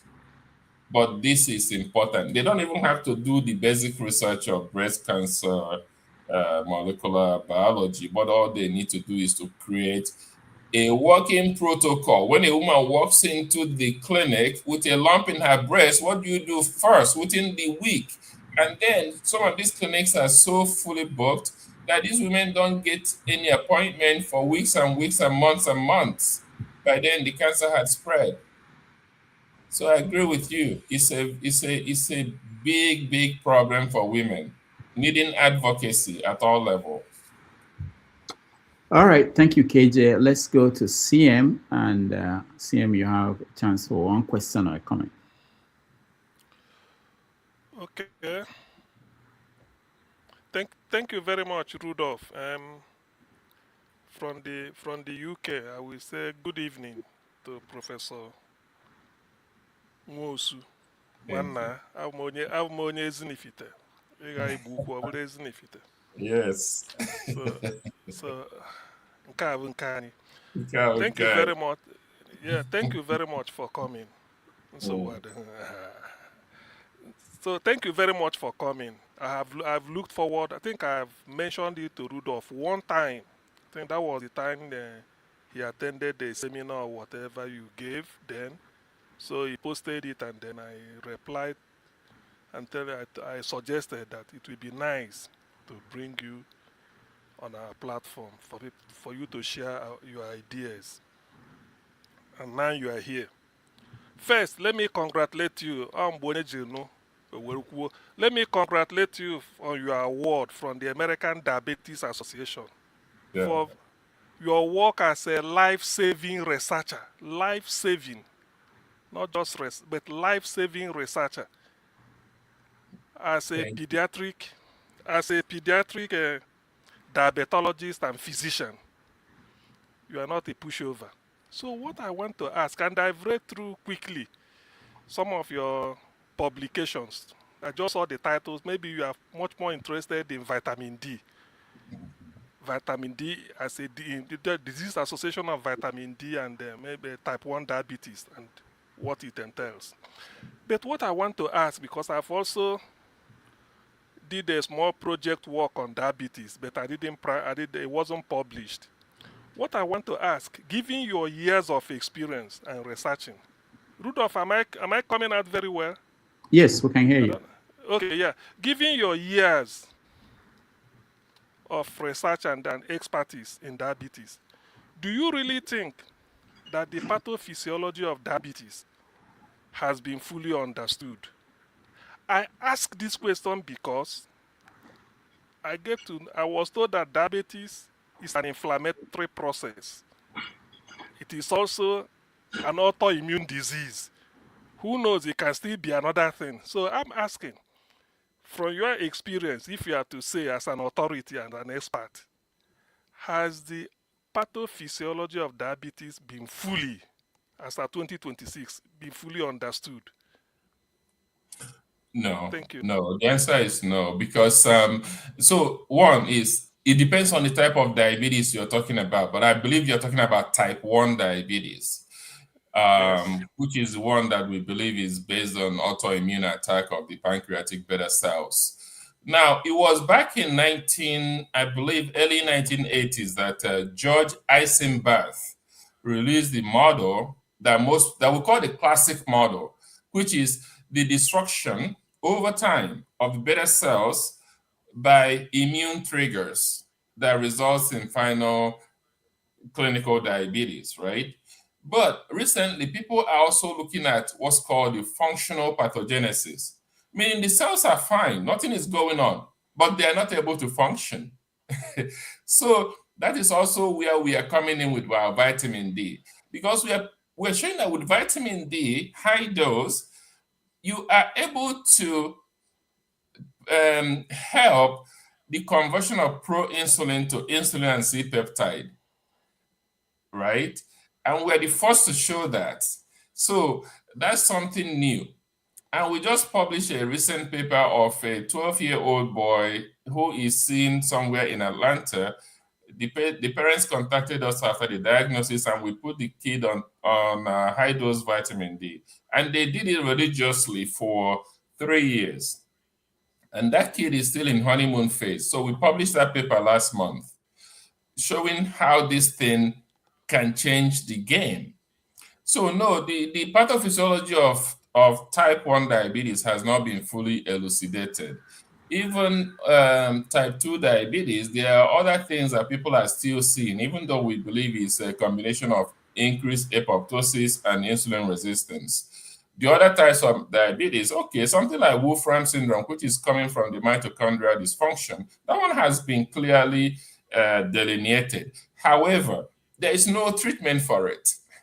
So people are trying GLP-1s now, but it doesn't get to that mitochondrial machinery that you need to power back to provide the energy needed to sustain those cells that are dying at a faster rate. So there's more work to be done. All right. CM, are you satisfied with that? Okay, thank you. Let me take one more question. You have something to say? I could have come with more questions. With more questions, but No. I would have loved to engage him more because I know he's a very interesting scientist and physician. So I would have loved to engage him more so that We will come take back more to you. lectures, Let's not see if we just can engage come you. back to you. Yeah, we can come back to you. I get one question. Thank you. Okay. Thank you. Okay. All right. I see Doctor, my last one question. What do you think about the automated insulin delivery digital twin? It's amazing. It's the way of the future. To combine the continuous glucose monitor and the insulin pump using an intermediary brain, which is the algorithm, the AI algorithm, right? To help lessen the burden of taking care of diabetes. The next step is to go from artificial pancreas to full pancreas. We're not there yet, but it's coming. I mean, there are some new pumps that all you need to do is to announce the amount of food you're going to eat. Just press a button saying small, medium, or large meal. That's it. You don't need to put any numbers in. The algorithm will just sequence the interpretation of that meal and work it into the bolus and the basal insulin delivery. Is that a cure for Jackpot syndrome or aided Jackpot? Is it going to aid Jackpot or help us to stay? Hold on.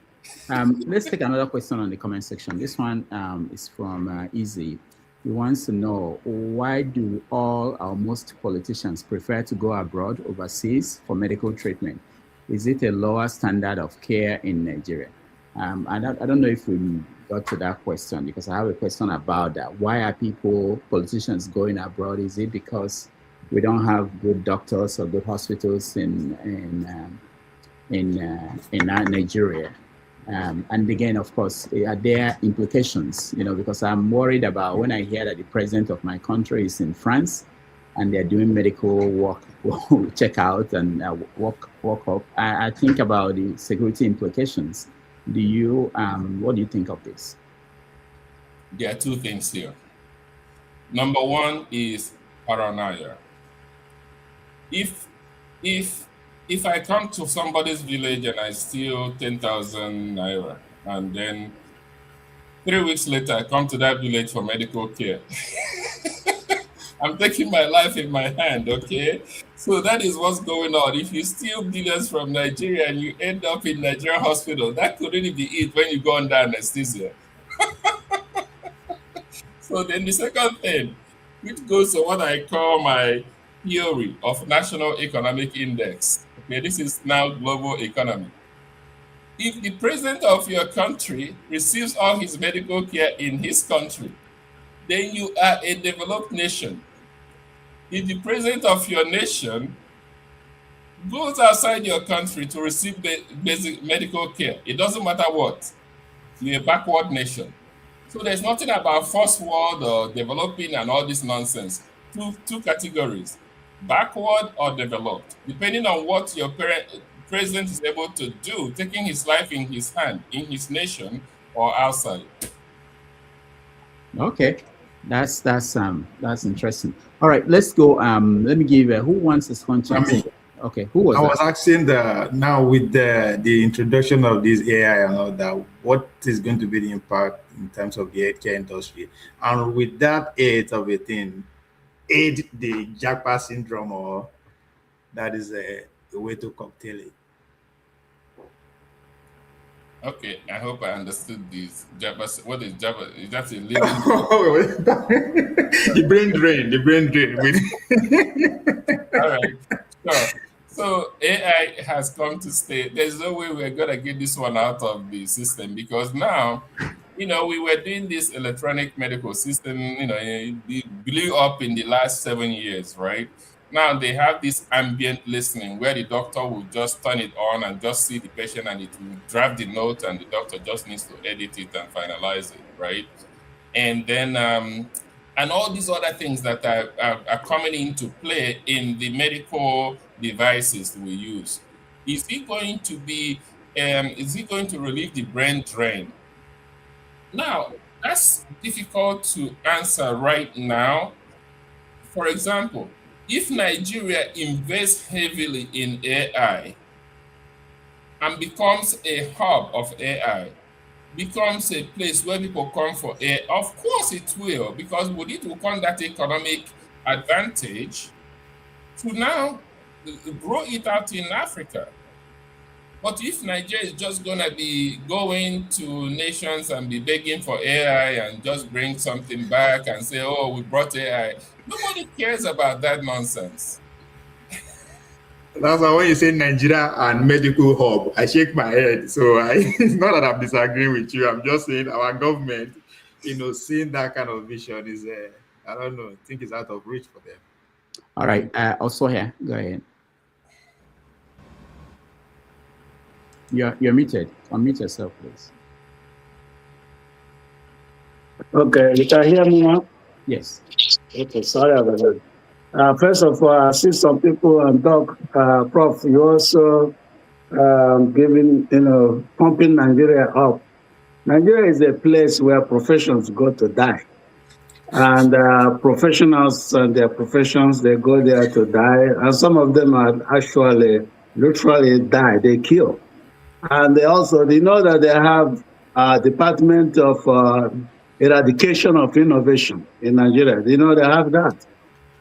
So it's not a place people, have high hopes in terms of medicine. And the last speaker, he was talking about, how the government coming into about AI and everything. You have to look at who your leader is, and then who follows your leader, and who follows that fellow. So that's the thing. You can't have someone like that and expect miracles to happen in the country. So let me go back to what I'm trying to say. What I'm trying to say is in terms of practice of medicine in Nigeria, I think it's a disgrace to have the kind of doctors that Nigeria produces. It's a disgrace to have a doctor requesting for bribe to see a patient. It's a disgrace to see workers, healthcare workers, slapping and beating up. I was in one of the hospitals in the East, and this woman was having twins, and she went into labor, and the doctor left that woman there and went to his village to show his father his new car. And this woman was there. If you're walking by, you can hear her screaming. So I had to walk in to see why she keeps screaming. For more than an hour, I went to see someone else. She was sitting there. She was screaming. I went there, asked, where's the doctor? They said he went to show his father his car, his new car. Abandoned this woman from 10 a.m. until he came back at 2 a.m. the following day, 2 a.m. By that time, one of the babies already died inside. And he has to perform a surgery. The second baby died 2 days later. And this is the kind of treatment. And my daughter was born there prematurely. And I had to pay to use incubator. If I don't pay, they won't put an incubator and they will die. Or they double the kids in one incubator, about 2 babies in one incubator.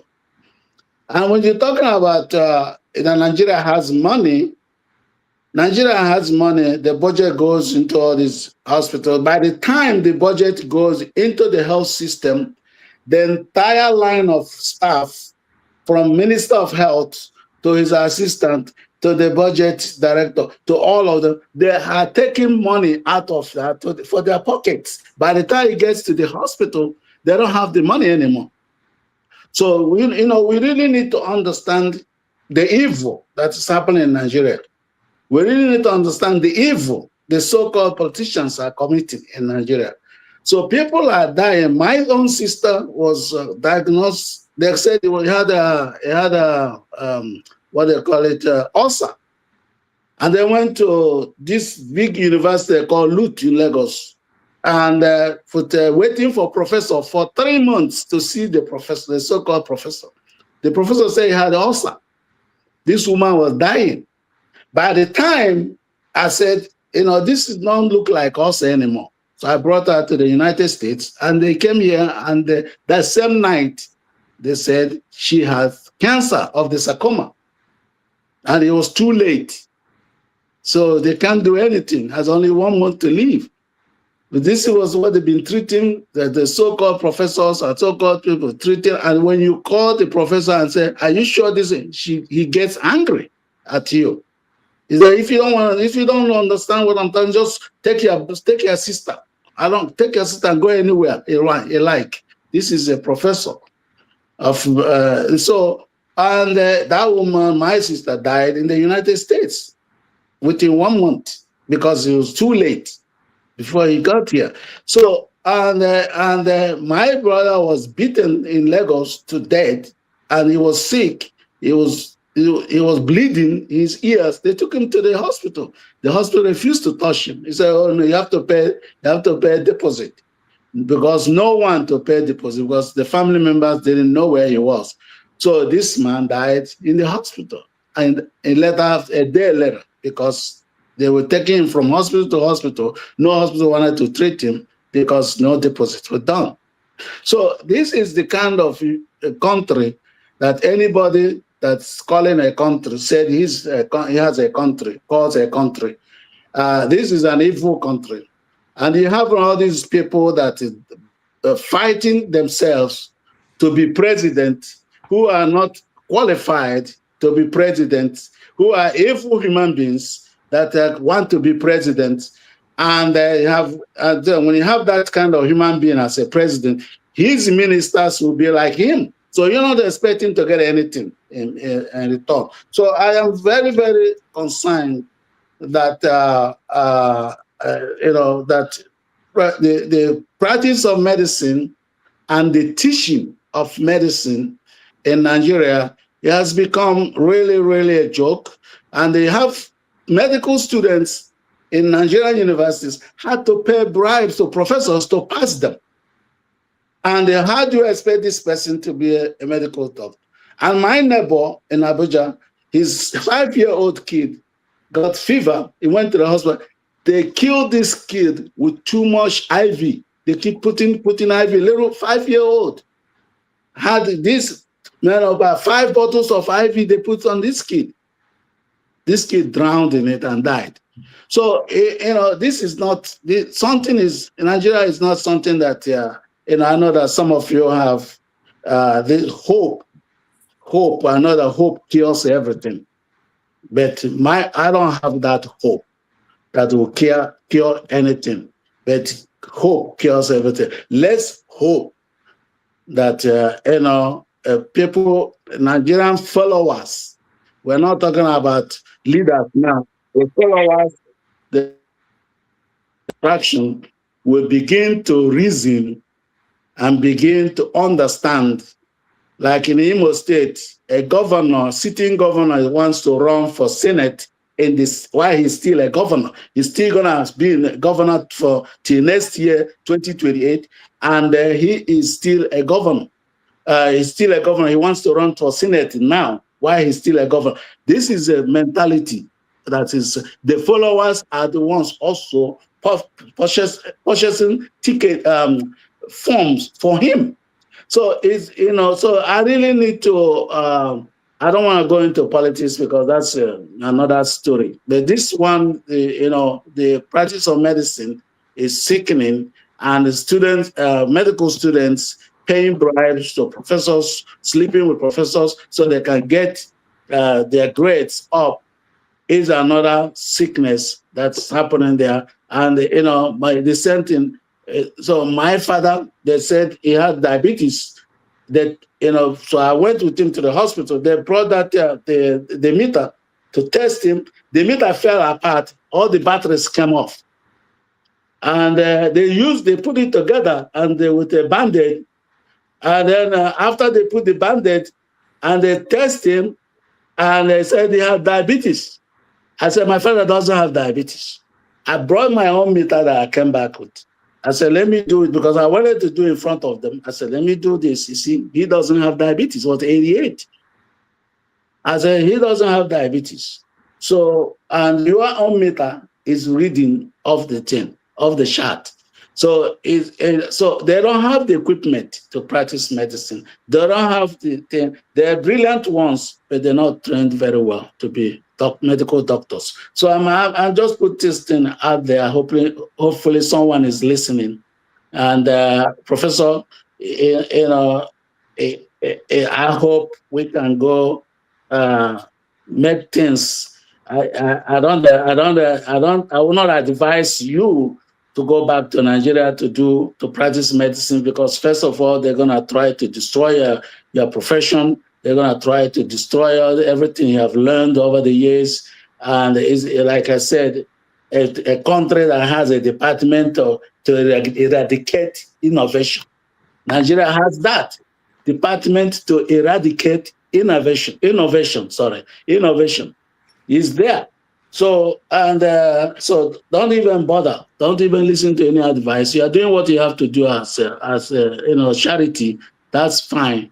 But to go there and try to do, and I have a lot of stories, but I just let other people get involved in the conversation. But it's painful for what they're doing. That 5-year-old, they used what they call in Nigeria drip, those IV, killed this kid with so much IV, he drowned in it. And so I just, it's so painful when you talk about practice of medicine in Nigeria. It's sickening, and the sickness also, and we should begin to think what to do and how to get things done in that country, and stop electing all these fools they call leaders who are not even enough. They can't even manage their own families, and they have to run a country. So I just want to put this thing out there. They're all idiots. Thank you so much.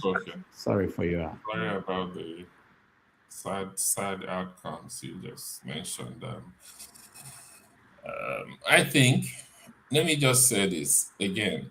If people that live abroad can come together, you don't have to come together under one umbrella. You can just do this, just come together, put some money aside and tell people, if somebody has violated your rights, we can get you a lawyer. Let the person and the lawyer duke it out.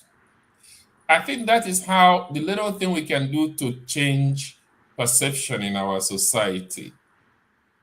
Because people are not going to court, they are not getting justice. At least let it be discussed. Let it be discussed in the court of law. And then let's see how that goes. I'm just saying, Nigerians should start using the courts, because that may be the only language some of these people would understand. Professor, the courts are not the place to go in Nigeria, because all of them are corrupt judges appointed by their own friends. They manage to get into government. They appoint them. Some of them are not even qualified to be judges. They're not even qualified to be lawyers in the first place, and they made them judges. And look at the rulings they're making in the political arena. The kind of rulings they're making. And in Imo State, someone that got fourth position, they made him governor. And the same thing everywhere. So I don't want to mention names, but I'm just saying that when you mention court in Nigeria, the court system is not working. It's not working for me and you. It's going to be working for the big people who has the money to pay the judges. So we just want to understand that. Thank you so much. Your story made me remember this video I wanted to play. Made me remember this video I wanted to play for the professor. Let's see. EFCC committed an abomination in Akwa Ibom State. Professor Eyoekpe was washing in for a surgery that he never did. Why? Because masked men from the EFCC entered the hospital, took out tinted bullets and fired tear gas inside the hospital. Patients ran, nurses ran, people on drips ran. According to NME, that's the Nigerian Medical Association, they beat this professor until he was bleeding from his forehead. Handcuffed him, dragged him outside the hospital with 3 other staff. Why? They wanted to verify medical reports. A piece of paper for somebody that committed fraud. Now, the EFCC has come out to say, we wrote 2 letters, but we didn't get any response. Fine. Let's say that that's exactly what happened. Let us assume that the hospital ignored every letter. Tell me, in what country does an unanswered letter justify tear gas in a ward? In what world does the answer to "we are not replying your emails" become poop marksmen with 2 buses into a place where people are fighting for their lives? There's a thing called court order. There's a thing called subpoena. There's a thing called the rule of law.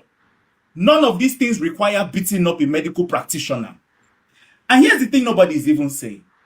Here's the part nobody is even saying. This Professor Ekpe had a patient on the table. We don't know that person's name. We don't know if they have children. We don't know if they made it. But we already noticed that the person is already a casualty. This person is one of the casualties of yesterday. Let me also tell you other casualties. Every other single patient who was supposed to be on the surgeon's list this week is casualty. The pregnant woman was supposed to be wheeled into a different theater when tear gas was fired in the corridor is already a casualty. The dialysis patient who could not get his dialysis done yesterday because staff scattered, casualty. The newborn in Niku, whose nurses ran to abandon them because of they are trying to save themselves, casualties. When you attack a hospital, you're not just attacking one man. You're injuring everybody he was about to save. You're injuring every other doctor in that building. It's simple maths. Simple. But there's even the longer one. We have less than 80 cardiothoracic surgeons for 220 million Nigerians. Other countries like USA has over 4,000 for 330 million people. Uyo has only 1, which is this particular surgeon.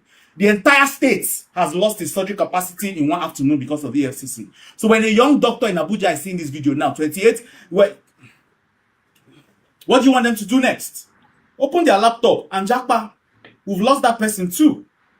We're not just losing Professor Ekpe today, oh. Yes. We're losing every other person, every other doctor who has watched this and decided that Nigeria is not safe for them anymore. How many doctors do we have in this country? So when your father has a heart attack at 3 a.m., when your sister goes into cardiac arrest during surgery, when your child is born and there's a hole in the heart, God forbid that be, is not our portion. Who do you think will be in the theater? EFCC? Or the surgeon that they chased out of the country? This is not even about EFCC versus doctors. It's about whether Nigeria still has the basic decency to treat a hospital like a hospital. So I'm calling on these people directly. Number 1 is the chairman of EFCC. Olanipekun Olukoyede. Discipline the officers who led this operation publicly, not a quiet redeployment, not a public sanction. Apologize to this professor, to UUTH, and to every Nigerian who has watched their hospital turn into a war zone. Then publish your agency's standard operating procedure for engaging with. Okay, let's stop it there. I wanted to play this video for you at the beginning. We didn't get to that in our conversation. So when you mix this with what Osoy had just shared, and a lot of people have stories of horrible things that happen every day in Nigerian hospital. I'm not saying that the hospital system in America is perfect, that things don't happen, or in Europe. But in the case of Nigeria, it's so rampant, and there are almost impossible ways that things go wrong. What do you think about a young medical doctor? Because that's what we are now talking about. What about the young ones who we see all these things and decide that there's no need for them to stay in the country? What do you say? Yeah. The whole thing is so depressing. It's an outrage. I mean,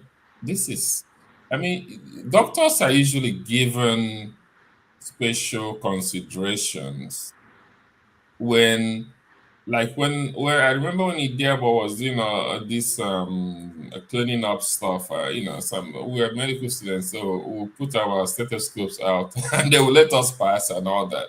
So I'm surprised to see that a professor, a cardiothoracic surgeon who was in the theater trying to get in, was just treated like this, and then the tear gas, the overwhelming use of force.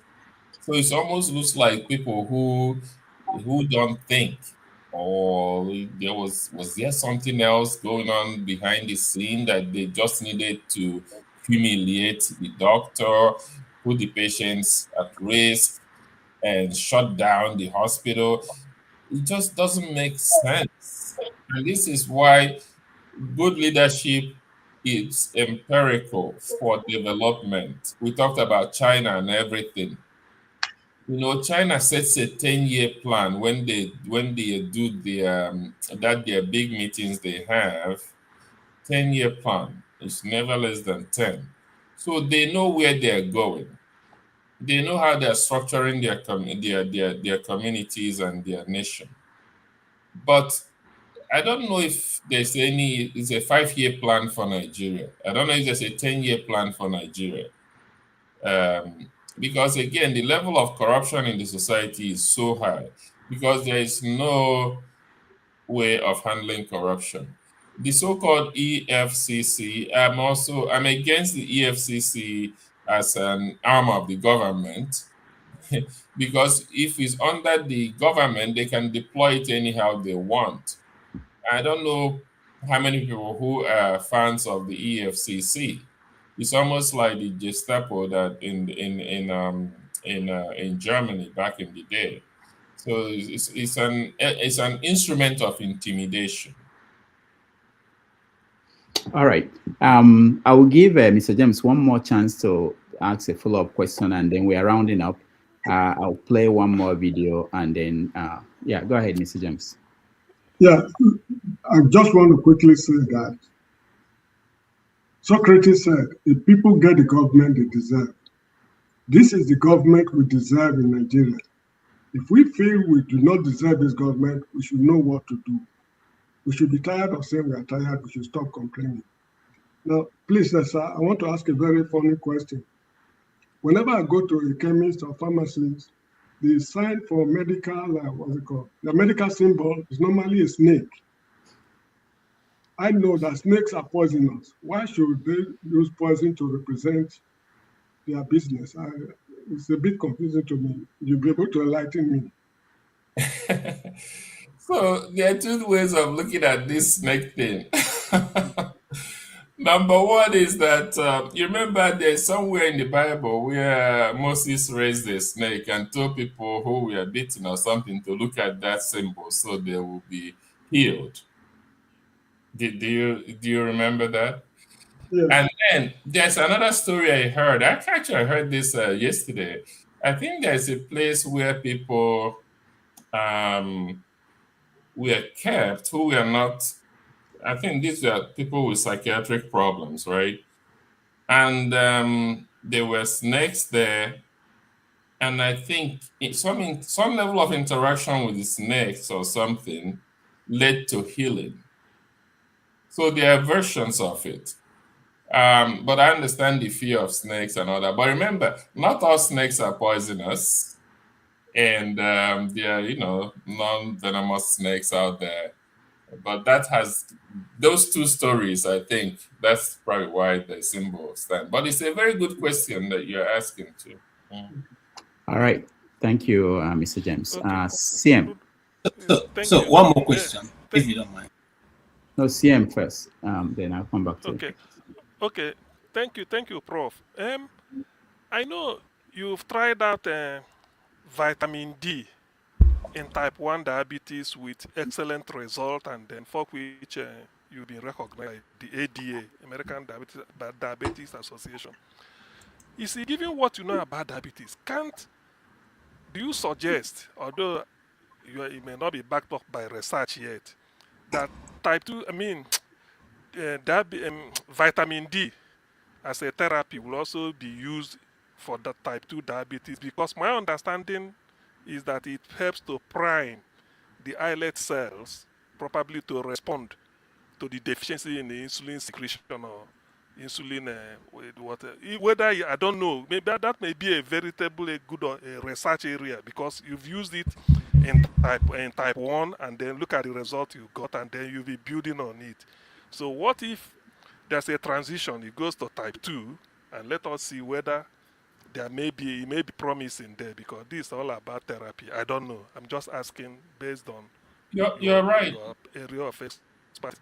Yeah, you're right. Let me answer it in 3 ways. Number one is let's look at pre-diabetes, but pre-diabetes for type 2, okay, not type 1. So I'm one of my friends at Tufts University in Boston, Dr. Anastasios Peters, conducted a nationwide randomized control trial called D2D study, where he showed that. So the first result showed nothing, nothing. So there was nothing between the placebo and the vitamin D arm. But then, when they then did a secondary analysis of those who had entered the study with lower vitamin D but stayed high with higher vitamin D level throughout the study, compared to the placebo arm, they found that yes, those who sustained high levels of vitamin D actually had increased retrogression to normal glycemia, so they moved from pre-diabetes back to normal, right? And as compared to the placebo, where more people move to type 2 diabetes. Okay, so that's good. Then, looking at type 2 itself, I agree too that high dose vitamin D in patients with type 2 will improve the what we call the PIC ratio, so pro-insulin to C-peptide ratio. And by that, they will improve the formation of functional mature insulin molecules, which would improve glucose readings and all whatnot. So that is true. That is true. The only thing that I haven't understood is that whereas in type 1, in the tropics, you are protected from diabetes by sunshine, vitamin D, right? But then there's also that surging prevalence of type 2. Now, my sense is this. If somebody is living in the tropics and is maintaining normal body weight, then they will get that protection from going to type 2. But if you're living in the tropics and your weight goes up, then you lose that protection. And there will be that unmasking of those dormant genes that will predispose to type 2. All right. Thank you, CM. Let me play this video as we round up. I know that you might say that this is under the Ministry of Health, but this is also under the Ministry of Labor. And for someone who is in the medical field, aren't you concerned that, we could be facing a crisis of, a shortage of hands in the medical field as we progress? No, I'm not concerned at all. I'm not worried. You're not? We have surplus. If you have surplus, you export. Yes. It happened at one time, Indian teachers. I was taught biology and chemistry by Indian teachers in my secondary school days. They are surplus in their country. We have surplus in the medical profession here. I can tell you. It's my area. This is where we're complaining that we don't have enough doctors to man Who said? Rural areas. There is not enough medical professionals. You say we have surplus? We have enough. We have. All right. That's it's related to. So that's Chris. Yeah. A very unfortunate interview. And then, secondly, it shows lack of deep thinking. It also shows lack of understanding of current medical practices. In other words, you can have 250,000 doctors in a country, but only 5 of them are researchers. So you cannot move forward in that country. You will deliver care. This country, United States, has this thing called National Institutes of Health. That's where we go to fight for grant funding for our research. That's where we go to review research proposals coming from around the world. That's where we go to present our research. That's where cutting-edge research is coming from. It's like a furnace where the best brands in the world show up. So what Ngige doesn't understand is that it's not a numerical matter. It is where are you taking your nation to? And look at the way he was sitting back.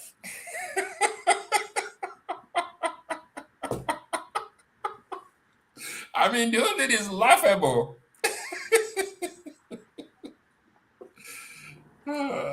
All right.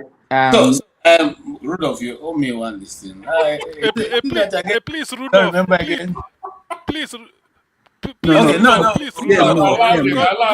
Please. See, hold please, on. I have a very please, Rudolph, interesting question. because Igbos have a proverb that the person whose father is in heaven doesn't go to hell. Now, Prof, you are at the beginning of the starting point of the ocean, where you can get the best of the waters. Please, can you ask or even fight for us? I'm still back to where I started. That there be some form of research for Black women concerning the issue of this breast cancer and fibroid. Is it possible that that kind of research be done and cure may be preferred for this thing to stop amongst our women? Thank you for bringing that up again. You see, they have done this, what we call disease molecular markers, showing the BRCA1, BRCA2 phenotypes, right? So that if somebody is diagnosed with breast cancer, they will run that molecular profile. And if you're BRCA1, they have specific medications or treatment that is called precision medicine. We didn't talk about precision medicine at all today. This is precision medicine, where they study that cancer molecularly and find the particular epitopes that will destroy the progression of that cancer. And that is the question you're asking.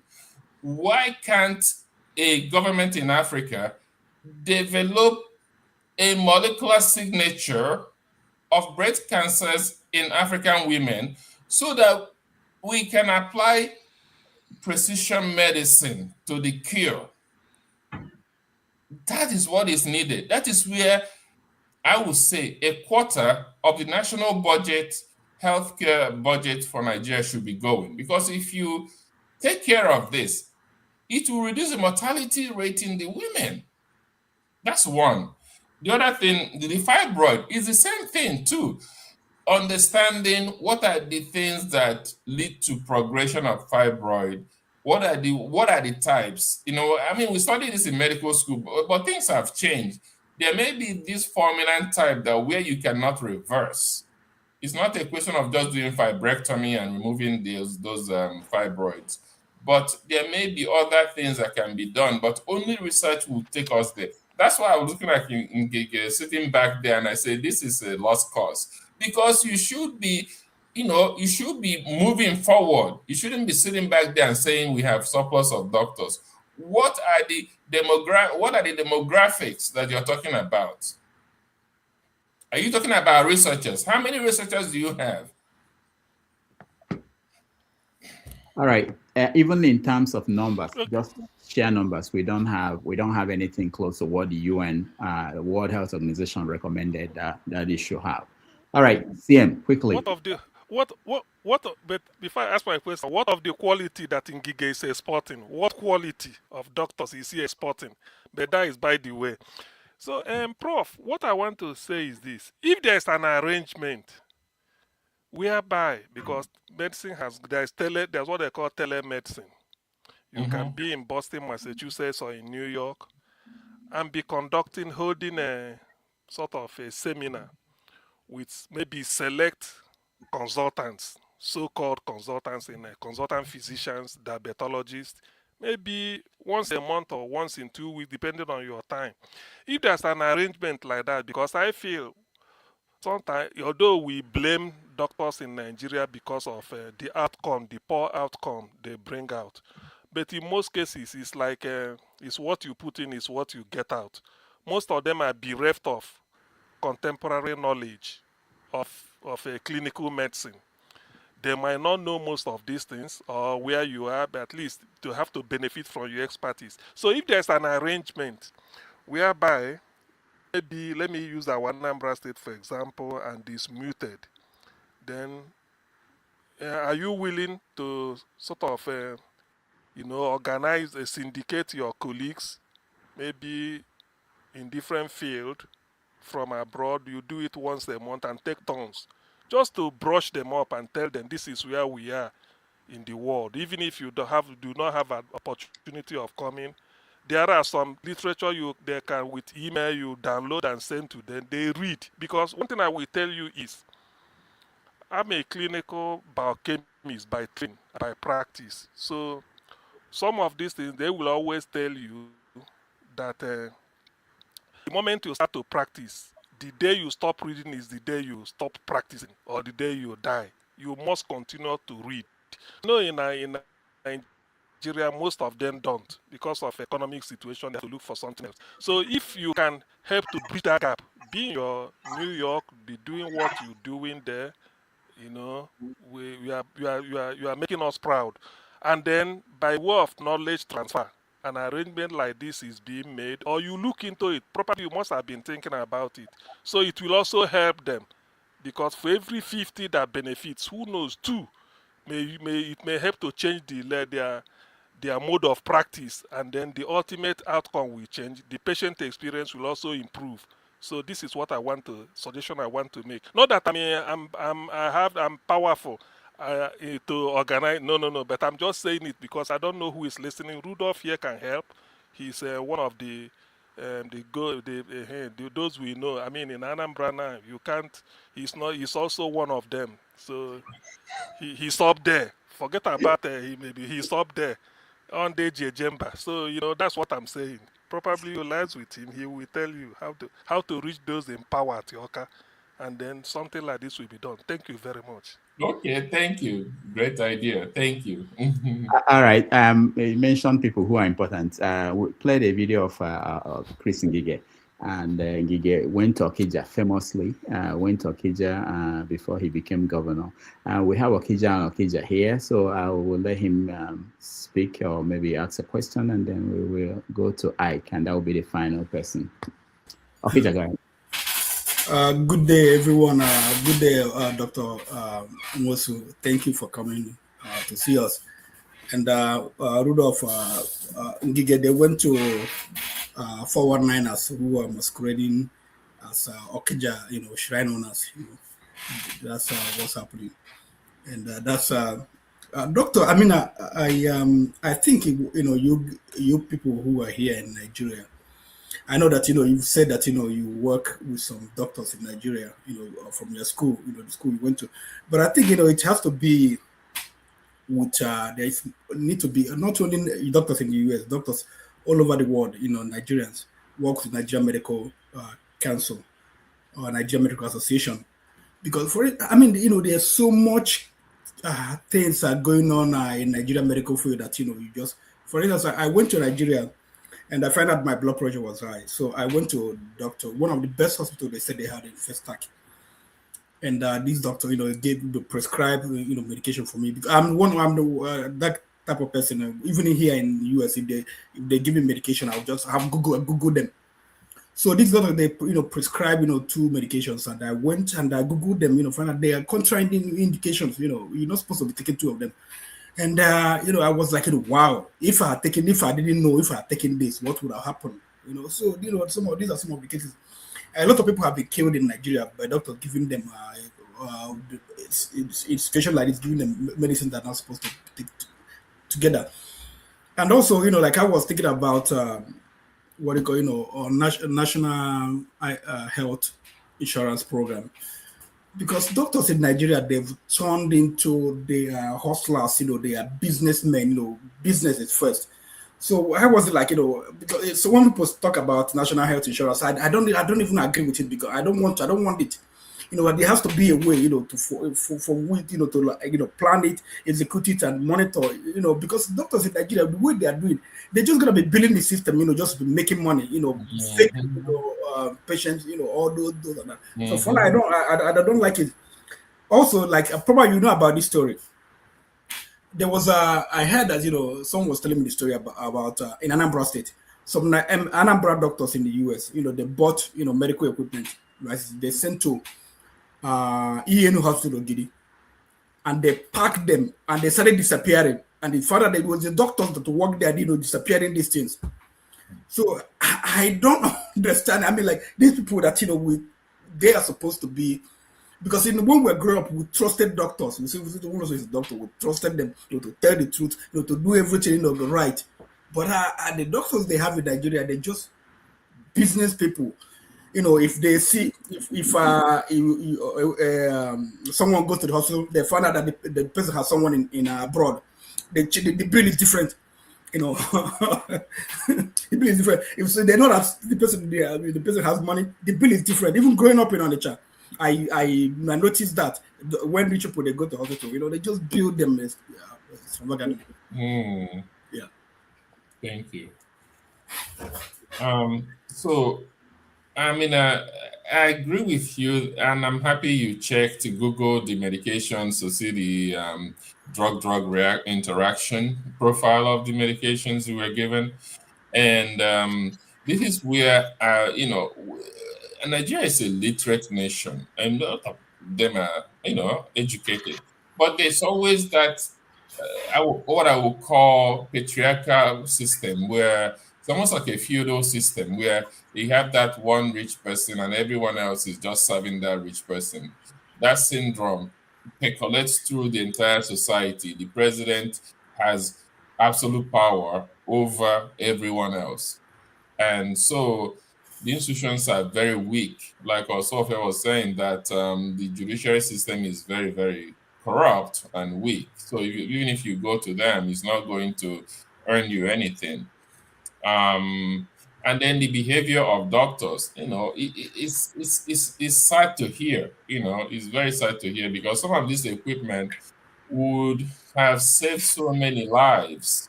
It's a lot of work to bring those equipment into Nigeria and then to service and maintain and all that. So it's very sad to hear. But until we fix the fundamental societal ills, I think we're going to be running into all these problems. The thing with health is that health, when it hits, is personal. You are thinking about your mortality at that point. And that's why doctors are trained to be very sensitive to people's mortality, but how they counsel them, how they address them, how they care for them, and how they, bring them back to health. And when all these things are missing, it becomes a bigger narrative on the society itself, because health is wealth. It goes back to my theory that whether you're a developed nation or a backward nation depends on what the primary leader of that country, where they seek their health care. So, all right. Thank you. Thank you, Prof. Let me say that there were so many questions on the comment section. Sometimes these are questions that we've touched on in my one-on-one conversation with Professor Nwosu. So I may not highlight that or bring it up. So it doesn't mean that it doesn't matter, but I felt that we've discussed that along the way. But is this question about sickle cell? It's one particular one, I think it's Chukwu Emeka, I believe. Yeah. No, let me say this now, because this is where this thing gets, it's so easy to tell the story, but it takes a year and a half to go from point A to point Z in this therapy. And then let me tell you something that I didn't even mention. That viral vector cocktail that is used costs $3.2 million. Okay, so it's not cheap. We're not at the point where it will be widely available. So please, understand where I'm coming from. Yeah.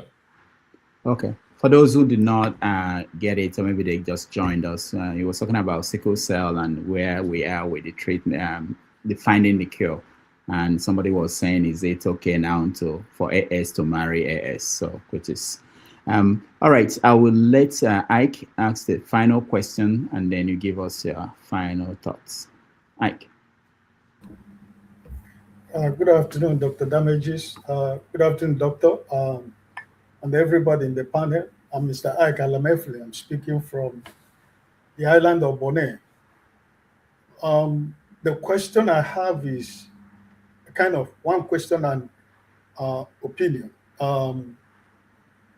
Is diabetes a generational thing? That's one of my questions. The second question I have is that what is the impact of the level of our consumption of fufu, to the issue of diabetes? Because I think we grow up, we can eat fufu from morning, afternoon, night. Many years back when we are back home, fufu is just like every other normal food we eat. We can take it one morning, afternoon, night for 1 month, non-stop. So I want to know what is the effect of, for now, for example, we that live in diaspora right now, we are no more, we have the opportunity of buying them. We don't eat it like the way we eat them when we are in Nigeria. For example, I just finished eating one fufu right now, but which means it takes me sometimes once in a month or once in 2 months for me to be able to eat fufu. But at times, I keep wondering, does it have something to do with diabetes? So these are my two questions. Yeah. So your question about whether diabetes is a generational disease, I don't know. Earlier, I said the diabetes is a polygenic disorder, meaning a number of genes, many genes come together to predispose an individual to the risk of diabetes, right? So it's not a monogenic condition, but we have what's called monogenic diabetes, which is caused by single genes. Now, some of these monogenic diabetes will be transmitted in what is called autosomal dominant fashion, meaning it will show in every generation. So this is where what we call maturity onset diabetes of the young. And we have various subtypes. Again, we did not go into precision medicine because, for example, MODY 2, 3, those ones as opposed to MODY 6 and 7, those ones can respond to oral medication. So you don't need insulin for those. So that's precision medicine. So that's the type of diabetes that can be transmitted in every generation of a family. Luckily, it's rare, okay? So let's come back to type 2 diabetes. It's a polygenic disorder. It is very, very widely expressed in people of African ancestry. However, as long as you are active, as long as you're moving around, as long as your weight is down, your muscle mass is there, you're good. These will be dormant genes sitting there, and you live your life and pass, and your children will come and go. But once you adopt sedentary lifestyle and your body mass index is going up, then the eating of fufu, if you eat a small amount of fufu, it's fine. There's nothing wrong with it. But it's just when you then do it and you're not moving around, you're not burning off the energy, your weight is going up, then those genes will be unmasked. And then people go down with the clinical condition. So that's what it is, really. The other thing was I think I answered the two questions together. Yes, you answered question. But another thing I want to add to that is, what of the issue of the quantity intake of mango, banana, and plantain? In what sense? Just so I can because answer doctors over here, they will advise you don't take much of mango. You can take them, but don't take it too much. Mango, banana, or plantain. For example, for me personally, as a human, one of my best food is plantain and banana. But at a certain age, I'm 63 by now. I'm 63, so we have the opportunity to go to medical checkup every 6 months or every year if you want. So the doctor advised I should reduce my intake of plantain, mango, and banana. It's not telling me not to take them, but just reduce what you take. In fact, let me come to that, because sometimes in Nigeria, I know some people will start eating pounded banana or something or plantain when they are diagnosed with diabetes and all that. But you know that American Diabetes Association has done away with this thing called diabetes diet. No, we don't need it anymore. Just eat moderately, cover it with insulin. And the issue of not eating too much fruits, honestly, they are worried about the sugar content of the fruits, right? But have they shown the impact of that sugar on your A1C? If they can show that, then they have a point. But if somebody's A1C is okay and they like to enjoy fruits, no, you should eat the fruits. What's the problem? You know what I'm saying? Yes. Everything in moderation. In medicine, we are taught that medications are poisons in appropriate amounts. Okay. Okay. Thank you very much. Yeah. All right. Thank you. Before you give us final thoughts, there's a question I got from a friend here on my WhatsApp. It was about hospitals stopping, refusing to see patients without a police report.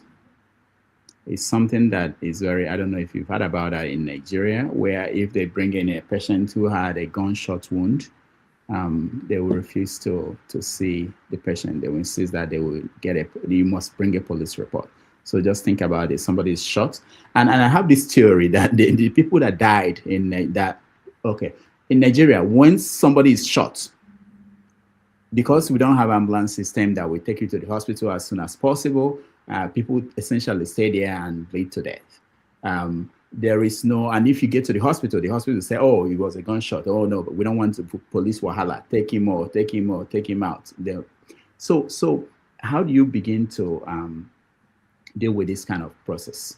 First of all, you have to ask yourself, where did that law come from? Was it one of those things we inherited from the colonial system? Okay. So honestly, I'm interested in knowing where that law came from.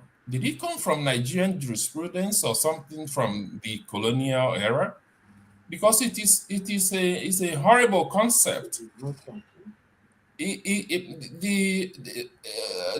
oath we take as doctors is first do no harm, and that means save the patients, and then let's deal with the judicial issues later. What is police? And then again, like you said, there are no ambulance systems around, and then where is the police officer who is going to go to?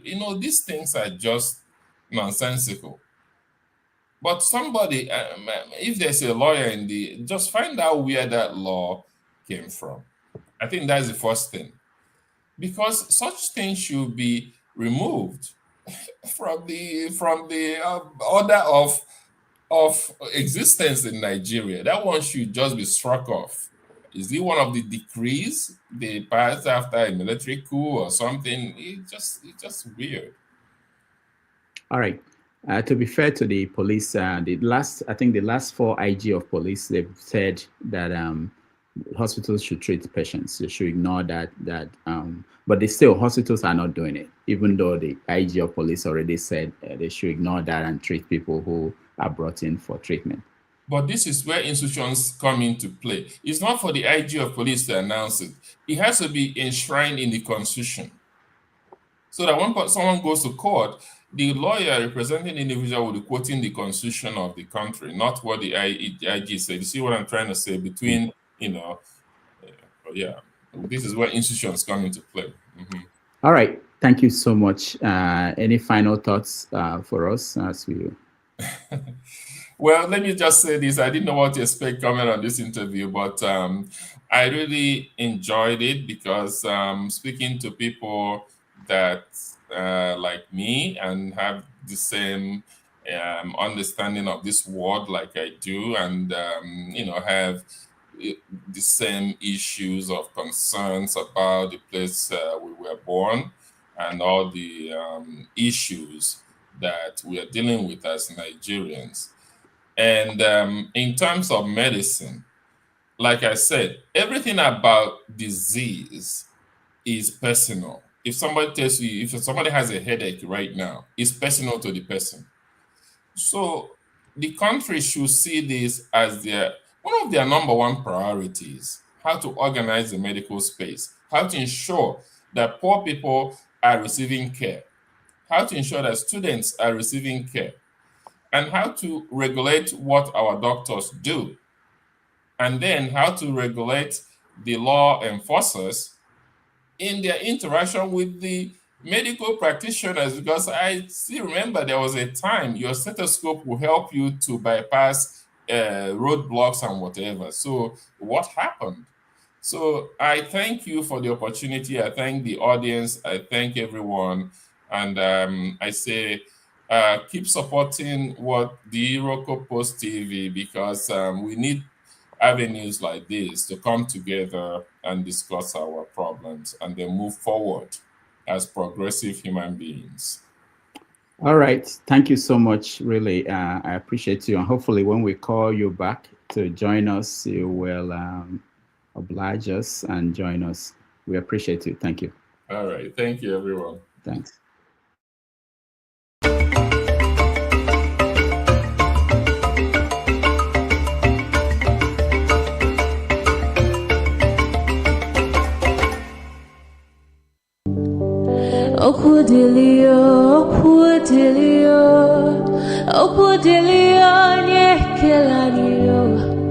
Olisamalugo Cohen menenua Okudilio nyekelanio Chukuna malugo yobiadio cha Agaranya chogo kowe bili Agaranya chogo kowe rienio Owe chuku bezie chuku Nuche chukwa busigi fegemeo Nuche chukwa busia ifegemeo Nifo solo ne asi alibazie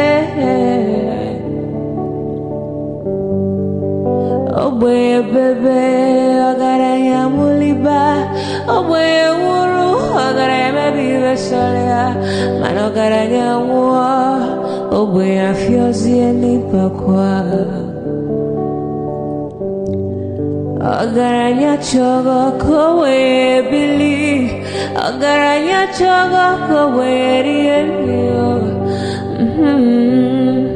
Oboye chikubezio lisa Kodili ma kodili bemo Kodili wakema kodili wanima Naino kwane we peluge peluo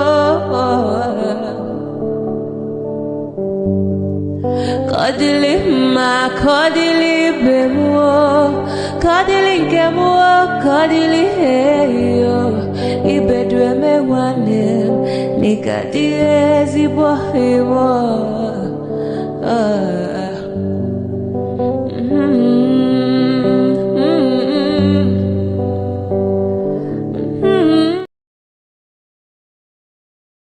Graduate people. Yeah.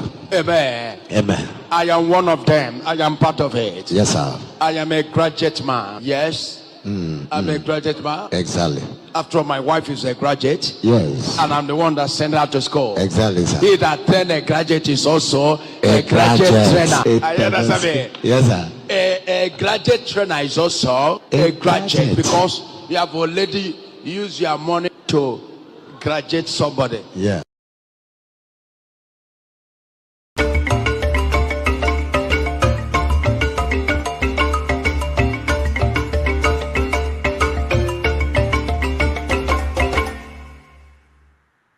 All right, welcome back, everybody. Thank you so much for joining us in this wonderful conversation we had with Professor Nwosu. It's my hope that every now and then we stay far away from politics and talk about other issues that are of importance to all of us. I'm sure there is nobody here. If you're from Africa, you know somebody who is diabetic, and it's important to share and hear from professionals who will give us insights into some of these things. So I will just hear one line from everybody, and then we know we have a follow-up where we down do analysis of what happened here, and KJ is ready to handle that. So KJ, let's start with you. Thank you, thank you, Dr. Rudolph. I thoroughly enjoyed listening to him. He's well grounded. In fact, these are the kind of people when we listen to, we begin to ask ourselves whether we'll go school. You know, he is he knows his onions. I wish that a country going somewhere will be able to carry this kind of people to their department to help them plan out. For instance, you heard what he said. The American government deals with the National Institute of Health that marshals out what should be done and try to coordinate every other research. The last time we heard something that looks like a research was when Professor somebody Chuku, the guy who fought the Ebola thing, what's his name now? His name just escaped me. Who was the Minister of Health during I don't know if you remember his name. Somebody Chuku. Now, people like this can be used to set up the framework, the framework for such a country like Nigeria.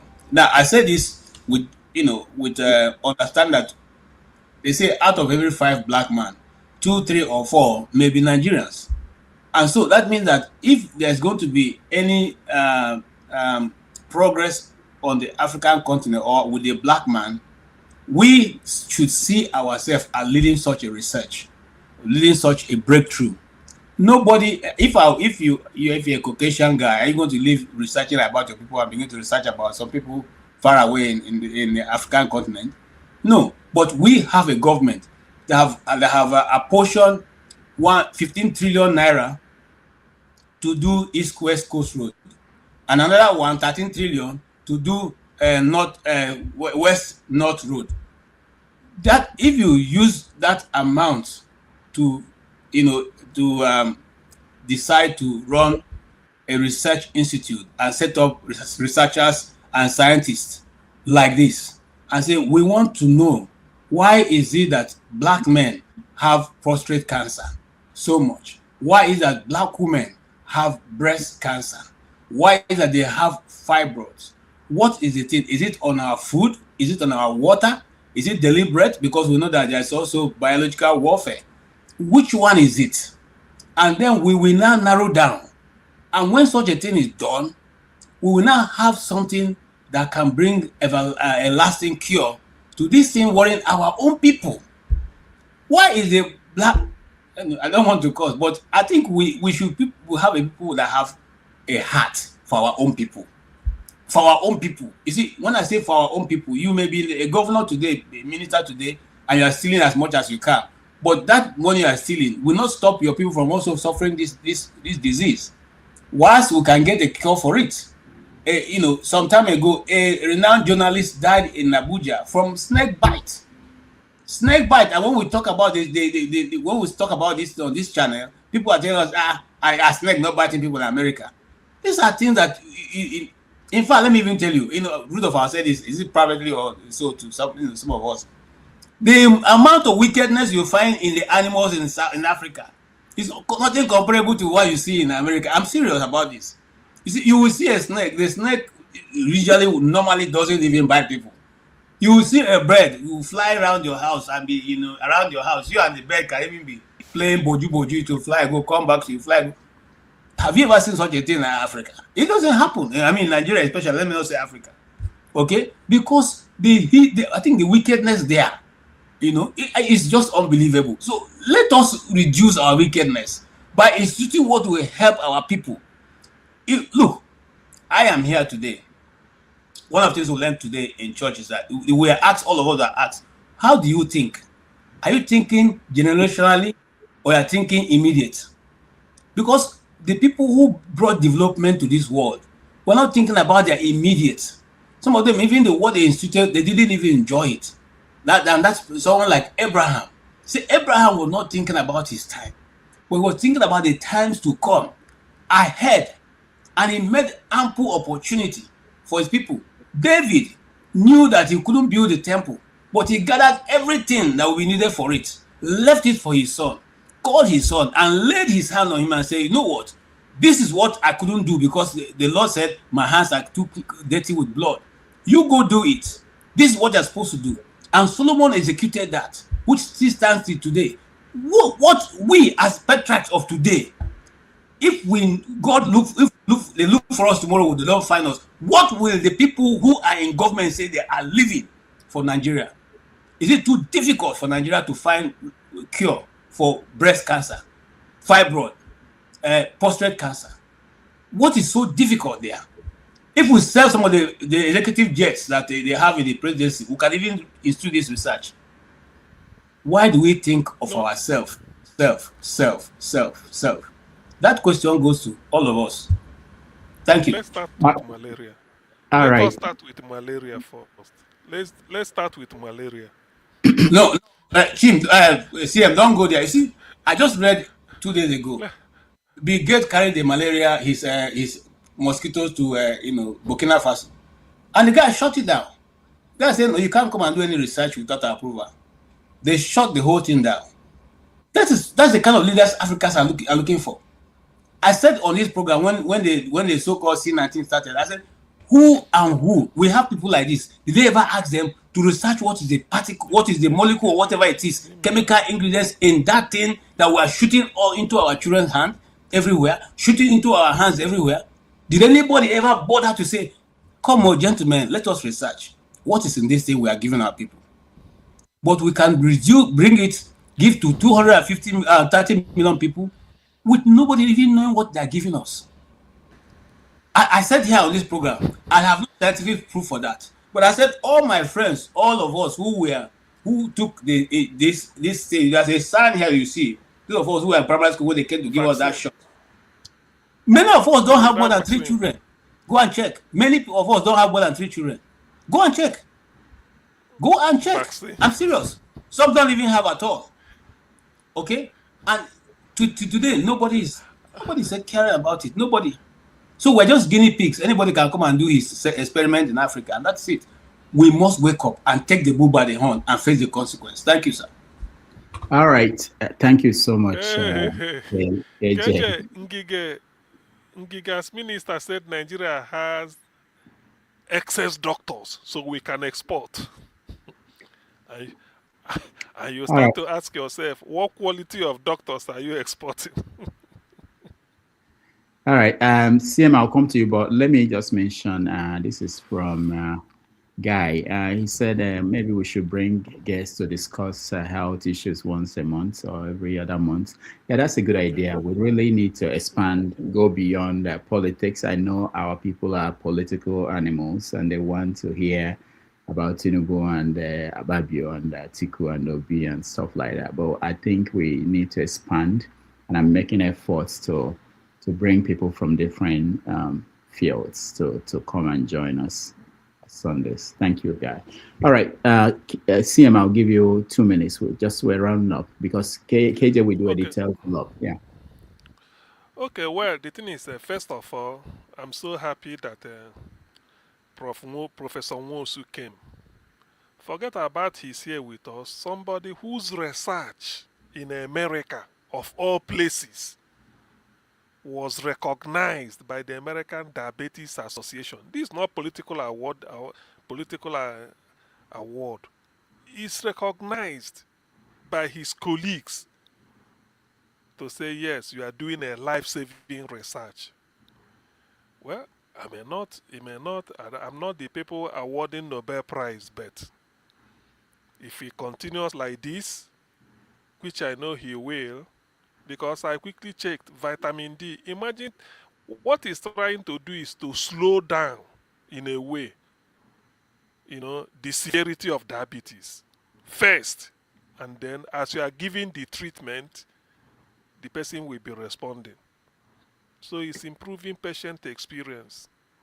The outcome is brilliant. That's why he was given an award, recognized by the American Diabetes Association. In other words, people that are working in diabetes, specialize in that field, all over United States, they formed the association. And, you know, they say the best honor is the honor given to you by members of your profession, because they know your worth. Because what you do, for them to recognize it, they must have investigated it, checked, no copy work, no mago, no, no cut and join. They said yes, and it took you years. So I'm so grateful to him. I enjoy his his lecture, not really into, but he lectured us, and I'm so happy. That's why I said, and now, I forgot this. The chief medical director of Anambra Teaching Hospital, the one owned by Anambra State, is from his town, probably his village, Ngo village in Ibuku. So I wish, if I know the woman, the number, I would have connected and said, look, propose this type of thing to him. Let's indicate his colleagues over there in different specialty, maybe how many of them that can volunteer once a month. It's like a telemedicine or Zoom meeting. They will have it, because that is knowledge. Because most of these Nigerian doctors, sometimes you not blame them, because the resources are not there. They are not there, and they are bedeviled by economic. They have to put food on the table the way they say it. So they have to even leave medicine and go extra to go and be doing what they are not supposed to be doing. So which time do they have to update their knowledge? Because you can imagine, if you're a patient under Professor Nwosu, you should be happy, because he's giving you the latest knowledge. That's what he's using on you. The latest. What they've tried out. That's what they call evidence-based medicine. What you've tried and is working. If he condemns this, he condemns that. But in Nigeria, they don't know. Even textbook they read, it depends on Ikekete, If you manage to pass medical school, you come out. Or with grudge, you see a patient, you can start to discharge your anger, because government hasn't paid you. And one patient, is disturbing, or maybe if your delivery couldn't deliver quickly. He said, madam, do quick, let's get at it, because you've not been paid. All those things. So he has to, so many human factors. So I feel somebody like him, since he's still around with us, because in this world, it's better, whatever you want to do to help humanity, do it, because nobody knows tomorrow. So right. if such people can transfer their knowledge from far away New York to help physicians in Nigeria, in Anambra State in particular, and then whatever knowledge, because he might even tell them that don't use this medication anymore. It's outdated, or maybe tweak it with this, or don't just use polymedicine, subject the patient. That is part of the training. So you are learning from the expert, because he has tried it. So that's what I suggested to him. But like I said, I'm handicapped. It's not something I can easily give. Otherwise, I would have organized it without wasting time. And I know people like this, they wouldn't charge. They will just willingly do it to help. Let me give way for others to speak. Thank you, Rudolph. All right, CM, thank you so much. Mr. James. Yes, I think what KJ has said is reasonable. But the issue is that, who are those to conduct the research we are talking about? And another problem is, when we are analyzing Nigerian problems, we always analyze them piecemeal. We are now analyzing the medical situation in Nigerian hospitals. Journalism is there. The court system is there. Transportation system is there. The family unit, the whole country is in tatters. So we need to reorganize the entire country and make Nigerians believe that we are, first of all, fundamentally Nigerians. before you are an Edo man or Robo man or Igbo man or Juku man. If we are unable to do that, then our effort will be something like exercise in futility. That's point number one. The quality of graduates we've been producing for the past 20 years, there's nothing to write home about them. Because I was finding out something some time ago on ChatGPT or so.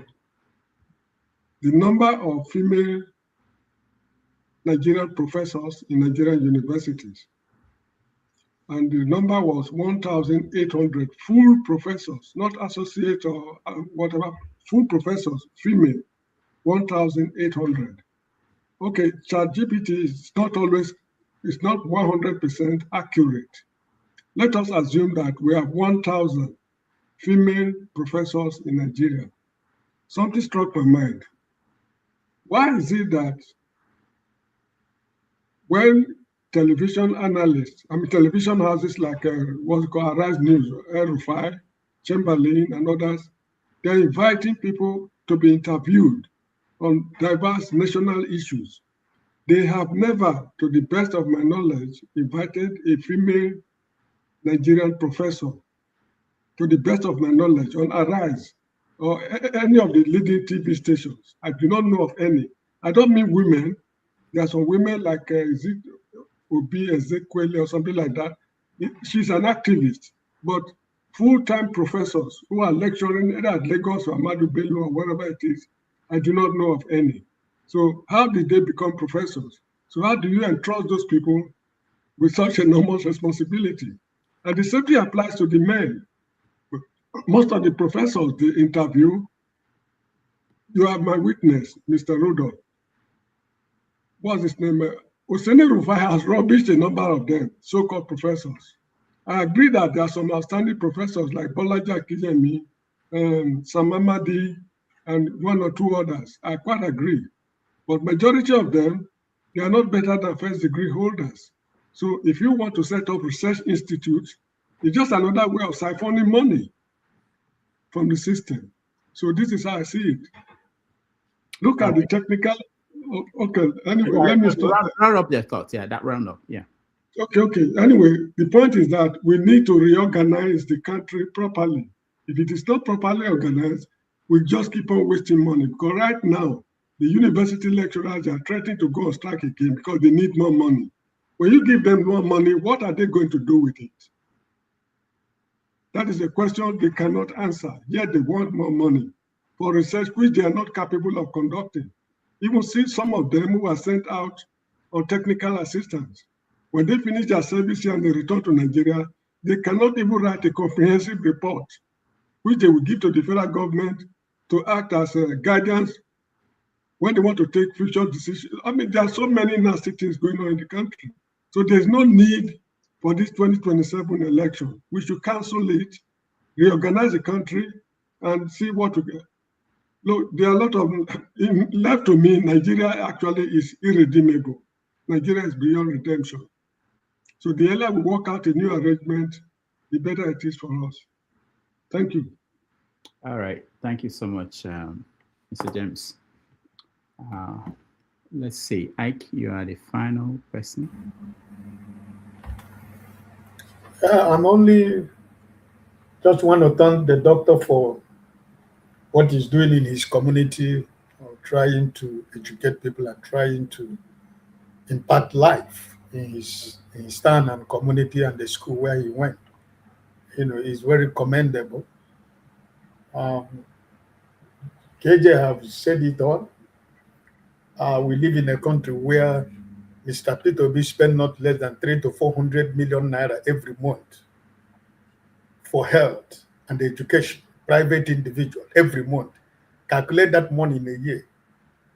And the government are using money to play politics from his own personal resources, making sure that Nigeria have a better professionally trained, skilled workers in the health sector and in education. Spending his resources every month, nothing less than 400 million naira. But a lot of people see it that he's playing politics. I would have loved if everybody would be playing the same politics. all the billionaires and all the millionaires we have in Nigeria, and they keep investing in health and education. Let it be politics, but let all of them begin to invest that money. Instead, we are using our money to buy private jet. We're using it to build the so-called road. Some of us will not even live to fly that road. It's just what it is. We have people of his, intellectuals and calibers outside Nigeria that could come back home to make the country a better country. But where is the environment? Environment is not conducive. If you come, if they cannot corrupt you, they frustrate you, they do so many things so that you get angry and walk away. And that is what we have seen to some of them who came back to try to be part of the system because they couldn't enjoy in the corruption. They want to change the system. But like my elder brother James used to say, Nigeria is so rotten that there is no way going forward. Because the system is so bad and so corrupt that some of these professionals, when they go back, they cannot deal with it, and they end up going back from where they're coming from. So I'm happy that he's making himself available in his community. At least they say charity begins at home. It starts from his community. But I'm hoping and praying that a lot of Nigerian billionaires and millionaires should continue to invest in health and in education, because that's the only way forward. All the researches we are talking about, we have people who can sponsor research in Nigeria. We have billionaires and millionaires who can individually sponsor research in anything that they want. But no, we are using our money to do other things. So I'm really impressed for his knowledge about medicine. So I pray that he keep what he's doing, and God will continue to give him the grace to continue to do what he's doing. Thank you, Dr. Damages. All right. Thank you, Ike. Let me thank the people that supported us. Wachuku, thank you so much for your donation. Guy, thank you so much for your support. And Prince Akwachi, thank you so much. Our guest said something that I know most people didn't hear, but we are going to follow up on that, which was that he has a foundation, Professor Nwosu Foundation. So he's going to have support this platform with his foundation. And the way he wants to do it is that he will match what people are donating to support. So we don't have all the details. We will talk to him outside this, and then we will announce it. So it's something that is done in America. Most public radio, public TV stations, we say that if you donate to this channel, let's say you donate $2 every week, every month, they will match it. A foundation will match it by donating $2 too. So that way, the goal is to have a lot of people participating, supporting something that they think is worth it. Anyway, we'll get to the details. We'll find out where direction he wants to take it, but he mentioned that in passing. I want to thank those that helped me behind the scene, my executive producer, Show. Thank you so much. And the people behind who helped to produce this show. Next week, we are going to have another interesting guest. I don't have anything concluded. There's somebody I'm looking for. If it works out, it will be quite interesting. And like I say every week, if you know anybody who is out there that the view you think is important, you can help us and we can reach out to them. We're always looking for new voices to join us in this conversation that we have here. All right. Thank you, KJ, for being here. Thank you, Ike, for being here. Thank you, CM. Thank you, Mr. James. Thank you, all the people who joined at one point to be part of this. Those that watched at home, thank you. We didn't have someone reminding you to, it's a good time to like and share this broadcast. It's not late, so that more people will see it. So please, if you can take a minute to just click on share, like, and that will be helpful. Now, KJ, we have a new follow-up show. To join that stream, I'm going to share the link now for a more detailed analysis of what happened on this. So you can click on that stream and join the new stream where that conversation will take place. Again, thank you everybody for being here, and we'll see you next Saturday. Oh, KJ, thank you so much for stepping in for me yesterday. I went somewhere, and I will probably share some pictures and videos if they have not looked at them. I'll share them with people. Again, thank you, all of you. Okay.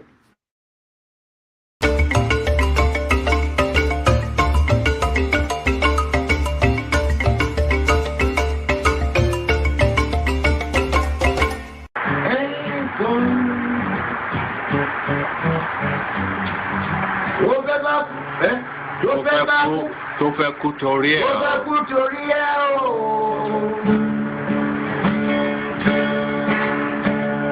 Ọwọ́ ẹni ló ti ṣàánú kọ́. Ayé la bá, ayé la fi sílẹ̀ sí. Ọ̀nà èyí yóò.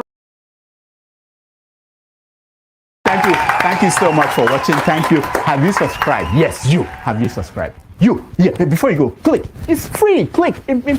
Just that's it. Have you subscribed? You are laughing. Have you subscribed? Have you subscribed? Thank you. Thank you. Thank you. Hey, madam. Thank you so much. I can see you. I can see you. We have to get to 100,000 subscribers. By the end of the year, how are we going to do that if you don't subscribe? Yes, you. Yes, you're about to click off. Why? Have you subscribed? It's free. If you don't, ask your son, ask your daughter how to. Just one click. Thank you. Thank you. I see you. Aha. Thank you very much. Thank you very much. I'll see you tomorrow. 1, 2, 3, 4, 5, 6, 7, 8, 9, 10, 100, 101. 102, 103, 104, 105, 106, 107, 108, 200, 201, 201, 202, 23, 24, 206, 207, 308, 300, 301, 302, 304. Paul. Yeah. Amen. Amen. I am one of them. I am part of it. Yes, sir. I am a graduate man. Yes. I'm a graduate man. Exactly. After all, my wife is a graduate. Yes. And I'm the one that sent her to school. Exactly, sir. He that trained a graduate is also a graduate trainer. I understand me. Yes, sir. A graduate trainer is also a graduate because you have already used your money to graduate somebody. Yeah.